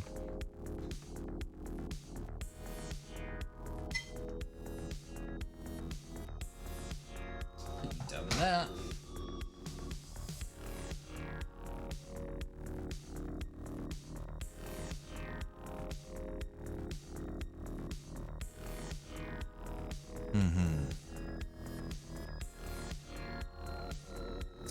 We need a slightly thinner brush. We're just gonna take that big jean jacket and make it a really bold shade of blue.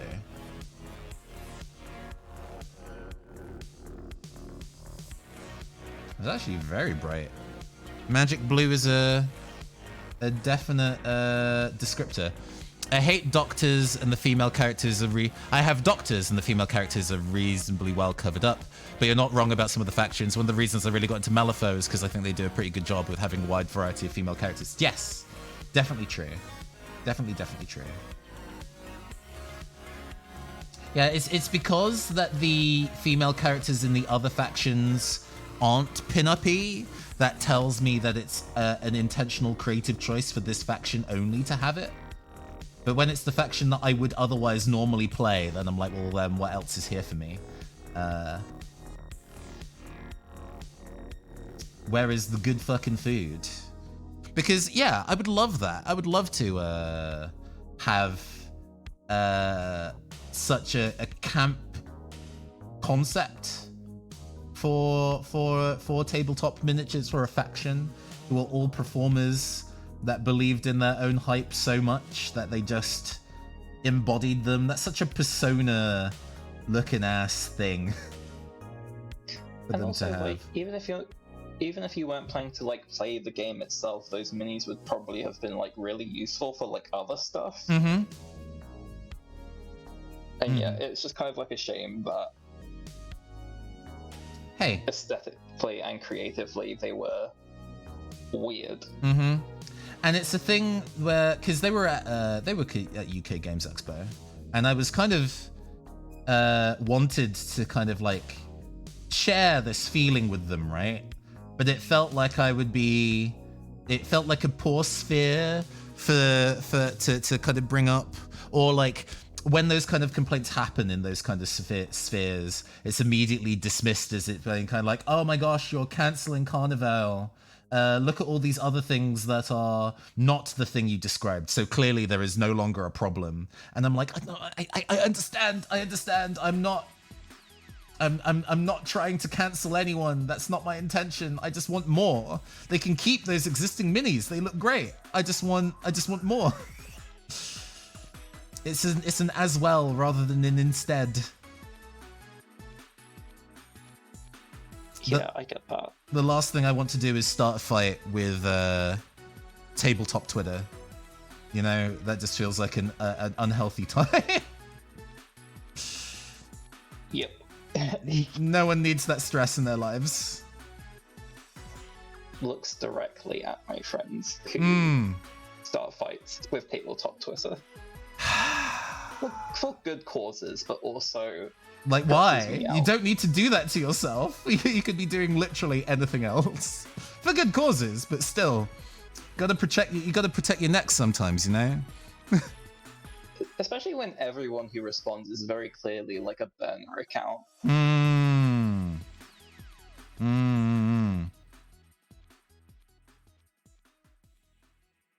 Twitter was a mistake.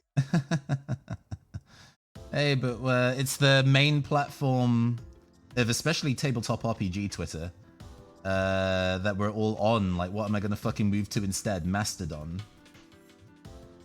Just be like, oh yeah. We're all on Facebook now.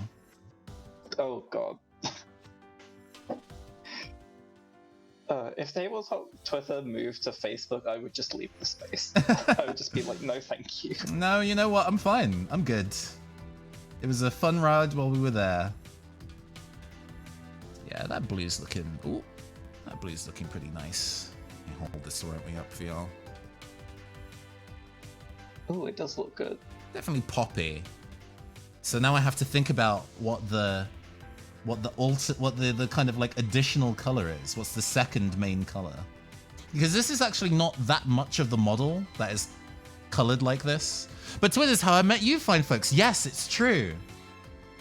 It's true. There is good along with the bad. I definitely understand that. But also sometimes you're like, I don't want to be on this planet anymore. All right, let's look at the box art. How have they colored their folks? So it's coloring maybe the pouch in a side color. The hair and the gun, the bodysuit. For this character in particular, coloring the bodysuit is probably what's going to be the second main color. And deciding what that is going to be. Interesting. I mean, a bubblegum pink would be really interesting. Oh my god, you have to. Okay. All right. We need to mix this because I don't have a bubblegum pink contrast. So we have fluorescent pink ink. It is much pinker than what the camera is suggesting. It is like neon pink. So we're going to be using some of this. Oh god, yeah, that looks like fully like red on camera. I wonder if there's a way I can. It's because the heat temperature of the. Let me see if this can be. I think it'll show up properly on. Yeah, it might. But this is more true to the color it looks like. Oh. I just nudged the color temperature, so now everything's a little cooler. But yes, it is very pink. Sounds like a bubblegum crisis. Harry-Ann? Harry-Ann.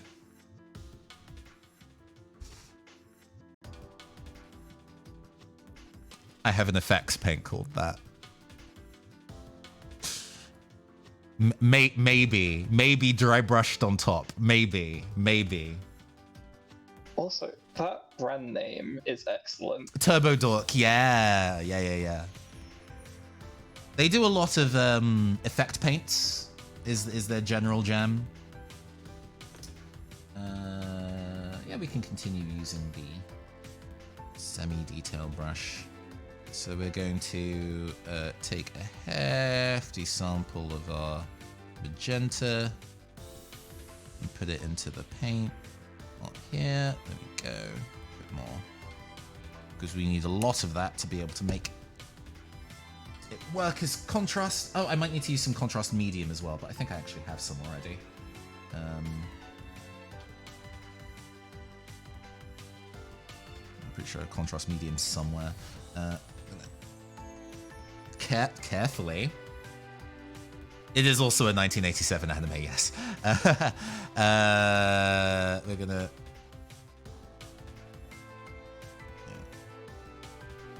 add a couple drops of the pink.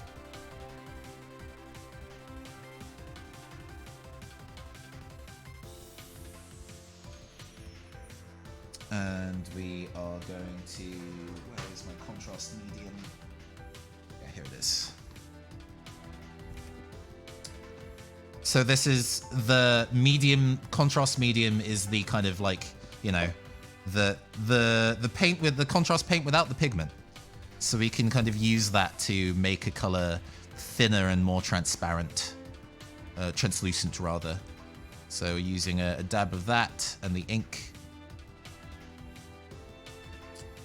And wick some of this off. See what it feels like on the mini. But it's very pink. Wow. Oh, I like it.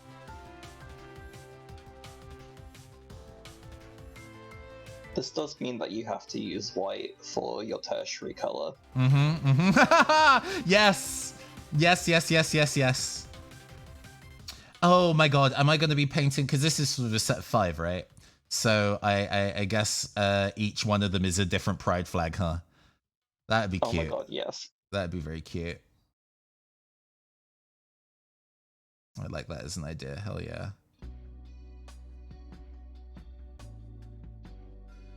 Gosh. The bubblegum pink is nice. I think kind of going back in later with a more kind of like pale pink for the manual highlighting, I think will really take it there. Let's do the forearms in this as well, actually. But no, I quite like this one, this colorway.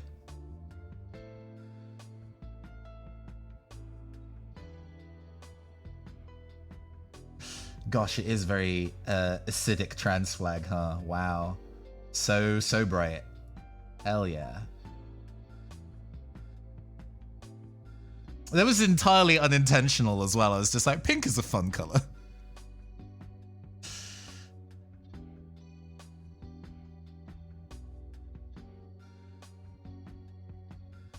Yeah, it didn't really click for me until you like actually put it on the mini, and I was like, wait a minute. Oh, I guess we're here now. Yeah.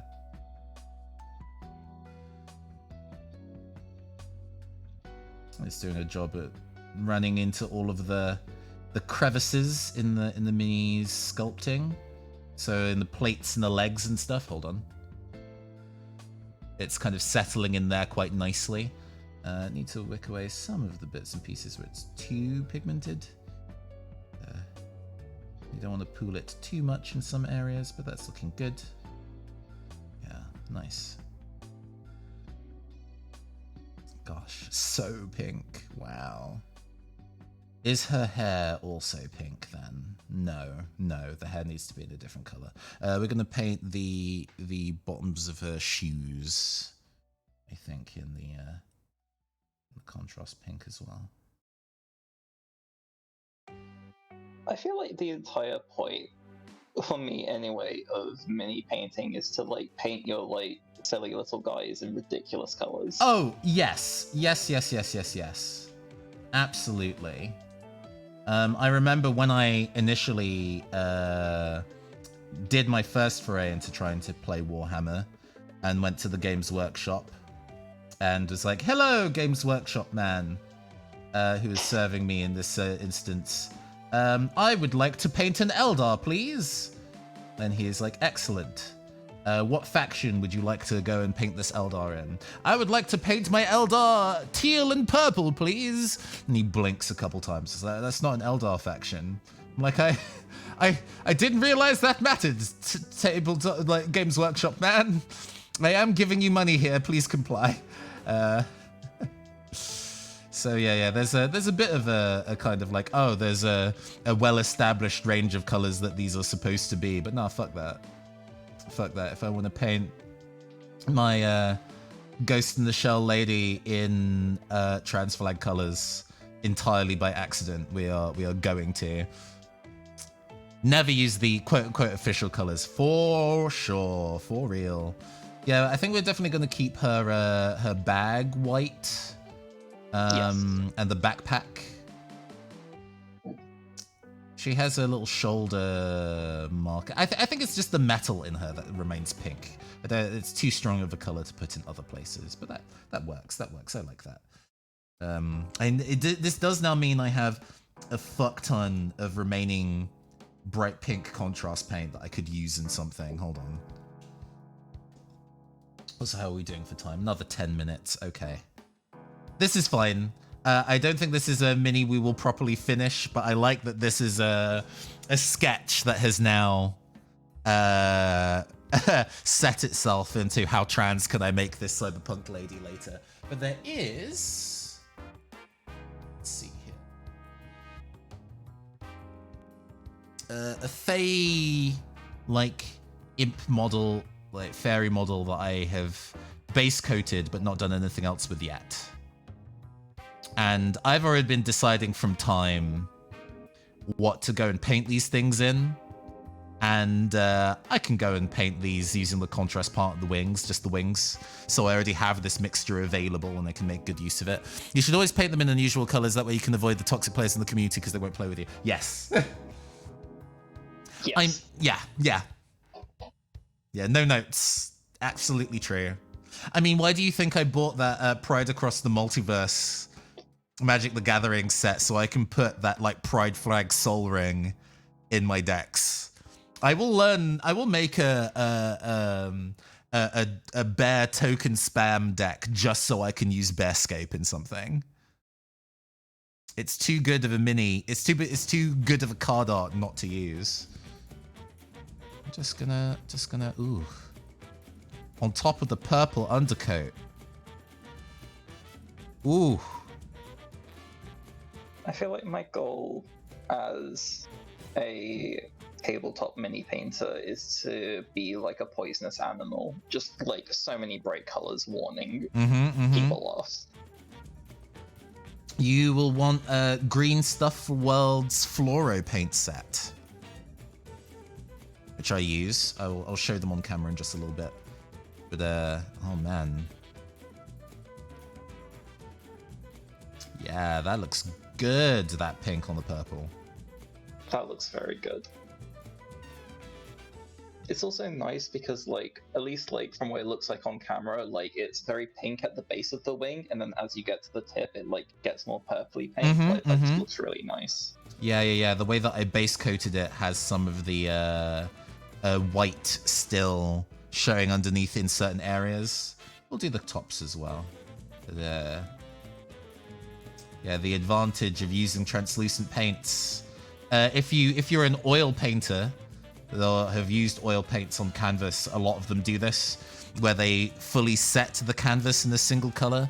You're here near the end deck. We're only going to be going maybe for another 10 minutes, but I have all this paint that I want to use.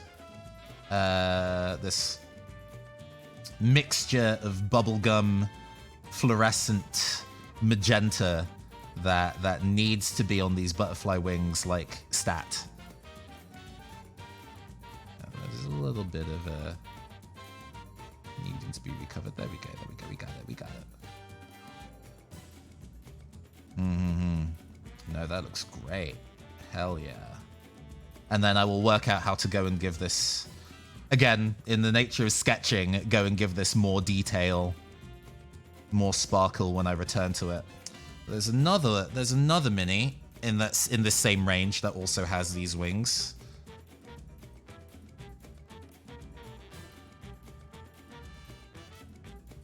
Oh, actually, let's leave this blue tack on the bottom of you so you don't fall over. The music plus this palette, yeah. This is from Sonic Lost World, I think, this particular. Yes, that was Moonstone.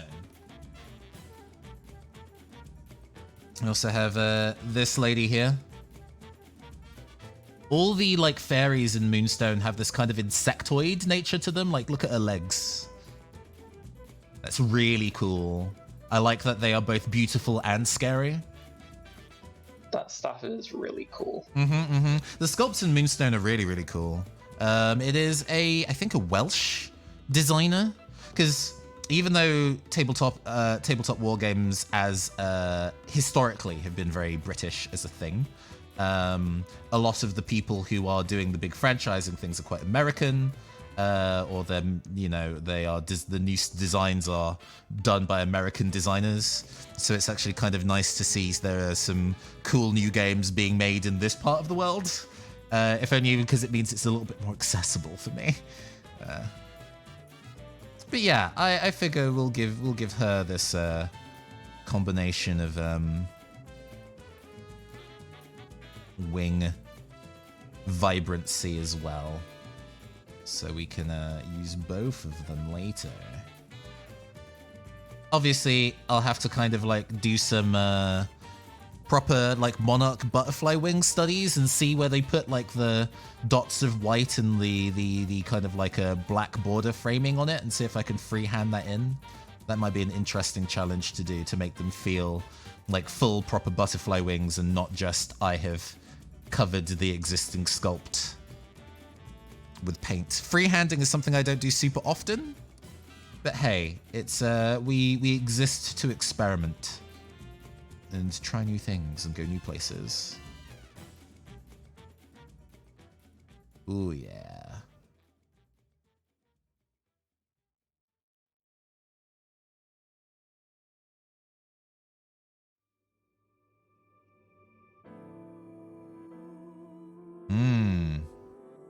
Gosh, it's so pink. Good God. This is a very Barbie Dreamhouse aggressive shade of Oh, when's the official Barbie miniatures war game coming out? Ha ha ha! Hell yes. She just has like an army of entirely identical Kens. Oh my god. Amazing. Amazing. I love that idea. I actually want that so bad. Ah! God. Even though we've not necessarily focused on doing lots of like finishing a specific thing, I've got so many like tiny bits and pieces started, and I think that's really good for encouraging me to return to this later and actually get these like done like off camera. To go through, we have our newest constructed miniature, this disco comms unit with the long techwear rifle and the sound system backpack. We've started putting some sketchy contrast paint on a very luxurious elf with the red bottom shoes. Yeah, that purple has dried down to be very vibrant. Holy shit. Wow. We have two like retro punks that have some very like sketchy just kind of like base coating on them. I need to go and finish and make sure that those base coats are clean, but we'll be painting those at some time in the future. And then we also have two Fae characters with big purple wings and accidental trans flag cyberpunk lady that I will sketch in with the remainder of the colors soon. I think she needs to have brown hair to maybe ground this a little bit. But yeah, that makes sense. I look forward to putting the rest of this together. Such a cool sculpt. Hell yeah. Ugh, we did a lot. Thank you, everybody, for... Let's go and switch over to this camera. Yeah, thank you, everybody. Oh, for joining me on another quite relaxing... Well, I thought this was quite relaxing for me. Painting adventure. I'm so glad to have gotten back into this again. Two things to share with y'all before I vanish, because there are some new people in chat. On the Tuesday the 13th, which is about 2 weeks away, or less than 2 weeks away actually, I am, please, doing a voice acting request stream with fellow VTuber and voice actor Loxley. We have a submission Google form open, yeah, so you can request to professional voice actors to say, well, more or less anything, as long as it isn't horrendous. We would like, I think before the stream started, we only had 5 submissions, and I would love to have at least 10 for the stream itself. So if you would like to get us to say something for free, professional voice acting for free, all you need to do is follow that Twitter link, and there is a link to the form in the thread. You can make a request of us. We are very good. Please do so. Also, a future project that I would like to do is turning tiny Pokemon, oh, the wrong camera now, tiny Pokemon toys into tabletop RPG minis. This Darkrai would make a fantastic, like, monster. Oh my god. And I only have a handful, but obtaining more is a thing that I am interested in doing, as well as other just general art supplies to make future bits and pieces. If you would like to support in that endeavor and buy me minis and other tools that I will use in my streaming endeavors, I do have a Throne account now. So if you would like to support the channel by purchasing stuff that I will then use on stream, that is a way that you can support me outside of doing stuff like Twitch subs or bits or whatever the fuck. But you're not forced to. It would be greatly appreciated if you did, but you don't have to. This is just a way that y'all can help out. And with those bits and pieces out of the way, let's go pass on the love to somebody else, shall we? Ooh, yes. Sheila, Come and Go Tavern, is just started her stream playing Wargroove. So let me go on and pass the love over to her. Give me a second while we go and do all the technical shit. And thank you for joining me for this stream, Rick. I always appreciate having other folks on to chat with me while I'm working and getting stuff done. Yeah, thank you for having me. No problem, no problem. All right. Go Tavern to Wargroove, starting the raid. Marvelous. I have been your androgynous android game show host from the future, Nathan. Who have you been, Rook? I've been Rook. I've just been here vibing. Excellent. This has been the Neoncaster Twitch channel, and we will see you next Tuesday with, hopefully, the Microprose DOS Magic the Gathering game, which I'm very, very excited to go and stream for y'all. We'll see you all next time. Farewell.